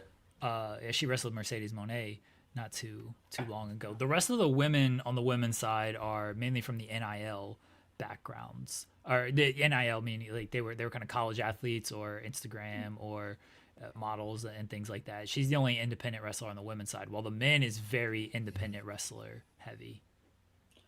Well, that's good, because it's been a little while, I feel like, since they've done the ID program, and that's worked out pretty well for some of the guys. Like there's obviously we've had conversations about like kind of if it is and isn't working or this and that, but like I saw Eli Knight just like already is on NXT, that's cool. Like I saw him years ago in Action Wrestling, and he was like an immediate standout in the Southeast. So like to see him like get there so quickly has been cool. I think I saw Vanity Project also is getting like that call up too. And these are young, talented kids. We're literally talking barely 20 years old for some of these people.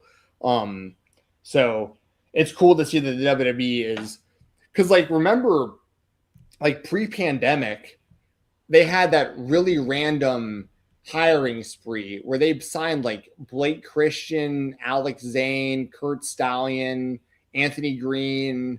There's probably some others I'm missing, but there was like that group all got signed kind of like right around the same time. And then the pandemic they were all just like basically just doing like 205 live matches against one another. And then the pandemic happened and they all got fired essentially, unfortunately. And then at that same time, there was a lot of buzz about other people who were about to be signed. I remember names at the time that people were speculating heavily was like, I want to say like Casey Navarro, Colby Carino. Like there were some guys that like it looked like they were heading there, and WWE just put like a freeze on indie signings. So it's good to see that they're doing like these big group indie tryouts again. They've probably done it since then, maybe once, but like this seems like a bigger group of especially on the male side of indie talent getting an opportunity here. So that's good to see. All right, my spotlight, Jensen, is should Cody Rhodes have a WWE? No, I'm kidding. I'm not that predictable. But there is a big hole in the indies right now. Matt Cardona has left to go back. Do you think Cody Rhodes, who's a giant loser in the WWE, can fill the hole on the indies that was left by Matt Cardona? Show up in GCW, reinvent himself. He kind of needs that. The whole American Nightmare stuff is wearing a little bit thin. Okay, we get it. Whoa, sure. Maybe he needs to reinvent himself at GCW. Maybe deathmatch Cody. I feel like he wants to do that a little bit. He likes to bleed, the fire, and everything. What do you think? Cody Rhodes in GCW, reinventing himself, getting himself back into WWE, much like Matt Cardona did. Hey, so I was there live when Cody went through the flaming table with Andrade. I was in the house for that. That was awesome, and he stayed on fire afterwards for a second. That was a bit scary. I remember Cody himself saying at some point during his indie run that he wanted to have a death match, I think specifically against Matt Tremont, if I remember correctly. So like it was in Cody's mind. I think he was going to do one and it was going to be against Tremont, but then he wound up, I don't remember if this was pre-AEW or between AEW and W. I would imagine it was pre-AEW. Yeah. The only reason I say that is because Tremont had like he actually gained even more notoriety and popularity like in more recent years. So the match actually would have been a lot bigger a couple years ago. Anyways, I think that so the hole that you're mentioning, like can Cody fill this hole that's been left by Matt Cardona? Well, the hole was kind of like created by Cody, right? Like he leaves the WWE, he does all this stuff in all these companies, Bullet Club, New Japan, Indies, AEW, or NXT, TNA, all this stuff. But then it's interesting because Cody like helped really, really spike and surge and like build the indie scene at that time. Not just him. The Bullet Club thing was humongous. There was a lot of people, and it was the right time. And the WWE sucked, so like people were seeking something different. But then he kind of like recreated a problem because like AEW signed the majority of the independent stars that were like the top names all over the country. And then it forced the independent talent that wasn't quite ready yet to have to be ready immediately. And it's worked out for some, it hasn't worked out for others. Ultimately, I think it's worked out pretty well. I think the indies are still in a really good spot.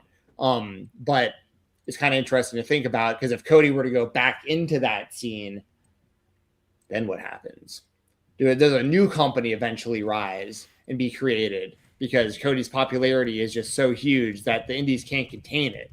And, when you're someone as successful and over and awesome as Cody Rhodes, like, unfortunately, you can only do, high school gyms and bars and stuff like that for so long before it's like, this can't be contained here. Like, we have to go to an arena. You know what I mean? Like, there's just too much demand for, how awesome you are. So, it's kind of like a self-sustaining cycle of like potential problems that was actually kind of created by Cody in a roundabout way. So. He should just go back to the indies, do the death match if he's not a coward. Who should they have a death match with? If you could choose. I mean, if he wants to do Tremont, that's fine. Yeah. Bear Bronson. Cody and Bear Bronson. Yeah. I feel like that'd be good. That'd be a good one. Yeah, Bear Bronson's killing it right now. Yeah. I know he had a match in TNA. Is he staying there or did they? I feel like he's gonna end up being there. Yeah. Yeah. It makes sense. Good for him. And talk about a guy who was put in a shitty situation. We won't get into all of that, but like, I'm glad to see that like he didn't like his career isn't screwed because of something he had nothing to do with. So I'm glad that he's doing so well. All right, Jensen. Anything else? No, I'll say this. Congratulations to Drew McIntyre, believe it or not. Like I am happy for the guy. Like he 1,000,000% deserves to be in the spot that he's in. I just wish, since they have 2 championships, that Cody can always be the champion of one of them.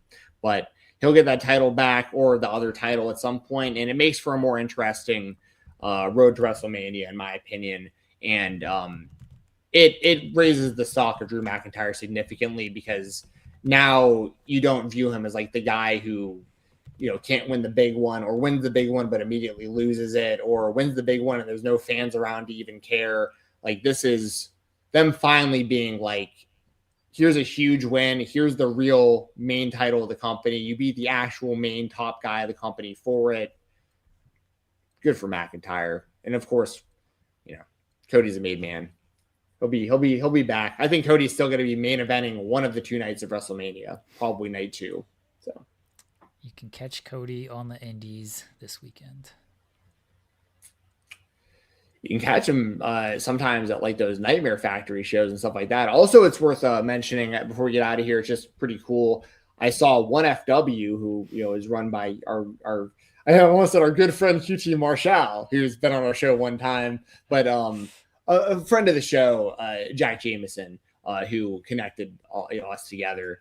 1FW has recently signed Scott D'Amore to be a part of like their behind the scenes. So 1FW, people got to keep their eyes out for that. They're kind of starting to like really like it has very similar vibes to like the Maple Leaf Pro. Like I totally see why they would want to get him involved. I think he's going to be really helpful because they have really high level production. They have really good talent, and their main thing is they just want their talent to get reps in front of real people. Like that's like their main thing. But they do it in a way where like they put you in a show that looks. It might be a small show or a small venue, maybe not a whole lot of people all the time. But like they're taping TV shows, they're filling it in, they're making it look good. And like when they do big shows like Center Stage, like it came across really, really well, So it's like 1FW is doing some pretty big things. And I think Scott D'Amore is going to make things even bigger for them. So wanted to shout that out too. People should they're on like local, like if you obviously this isn't everywhere, but there's like Peachtree TV, I believe, here in Atlanta that shows their stuff. And then also they upload to social media and YouTube and stuff like that too. So like, yeah, shout out to 1FW. Yeah, they're bringing in Hook as well. He's Hook's doing some indies. He's doing Limitless too.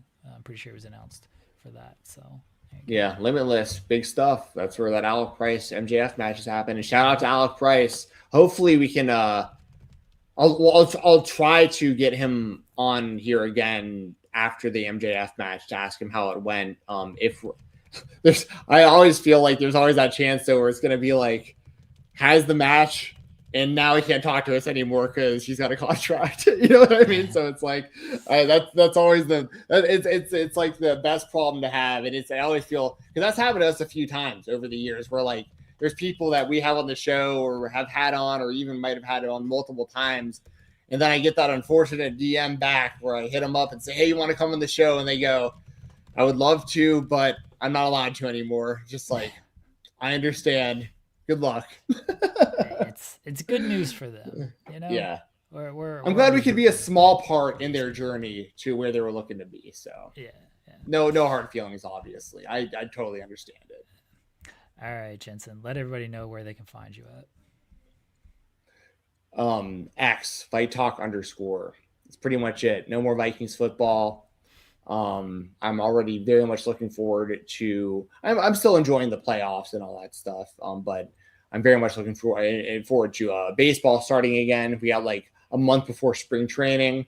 I'm big baseball guy over here again. So looking forward to that. Hate the NBA currently. I won't even talk to you about that because I know you're such a big fan. I have to keep turning it off. I hate the NBA. But outside of that, yeah, that's pretty much it. Follow me on X. I don't think I've posted an original tweet in months. So, follow me for no reason over there on X. All right. Oh, no, I'm sorry. On something that actually matters, Saturday, TNA post show. I'll be there with Joel and Cresta. We're going to be talking Genesis. Those shows are a lot of fun, honestly.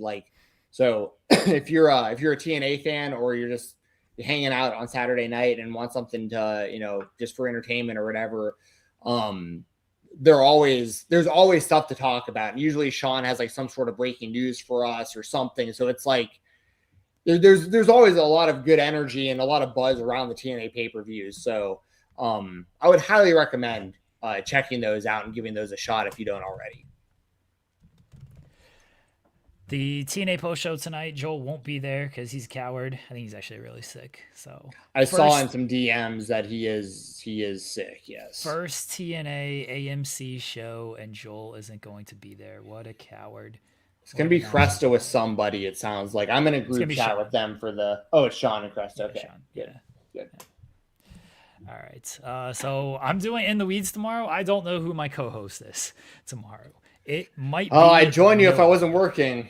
I'll be off on Monday, though, for MLK. Shout out to everybody, who gets a long weekend. And obviously, shout out to Martin Luther King, one of the most important people in the history of existence. And I live in Atlanta, and obviously he's incredibly prevalent here in Atlanta. So, I think that MLK Day is legitimately one of the most important holidays. And I think it's a shame that not everybody gets off work for that day. I think it's a day that everybody should, it's as important as any other holiday out there, honestly, in my opinion, my personal opinion. So happy MLK Day on Monday to everybody. I've invited Tony Khan to be my co-host tomorrow. We'll see how that goes. Nice. I'll be on In the Weeds tomorrow, everybody. I don't know who will be there. It's going to be me. And that's all I know is it's going to be me. For if you get fucking Tony Khan, you got to text me while I'm working. I'll tune in while I'm talking to people on the phone. I will let you know if Tony Khan joins me tomorrow. That'd be too funny. Oh my God. All right. Appreciate everybody hanging out with us tonight. Appreciate the super chats. Appreciate the love, the support, all that fun stuff. We'll be back next week, everyone. Until then, talk to y'all later.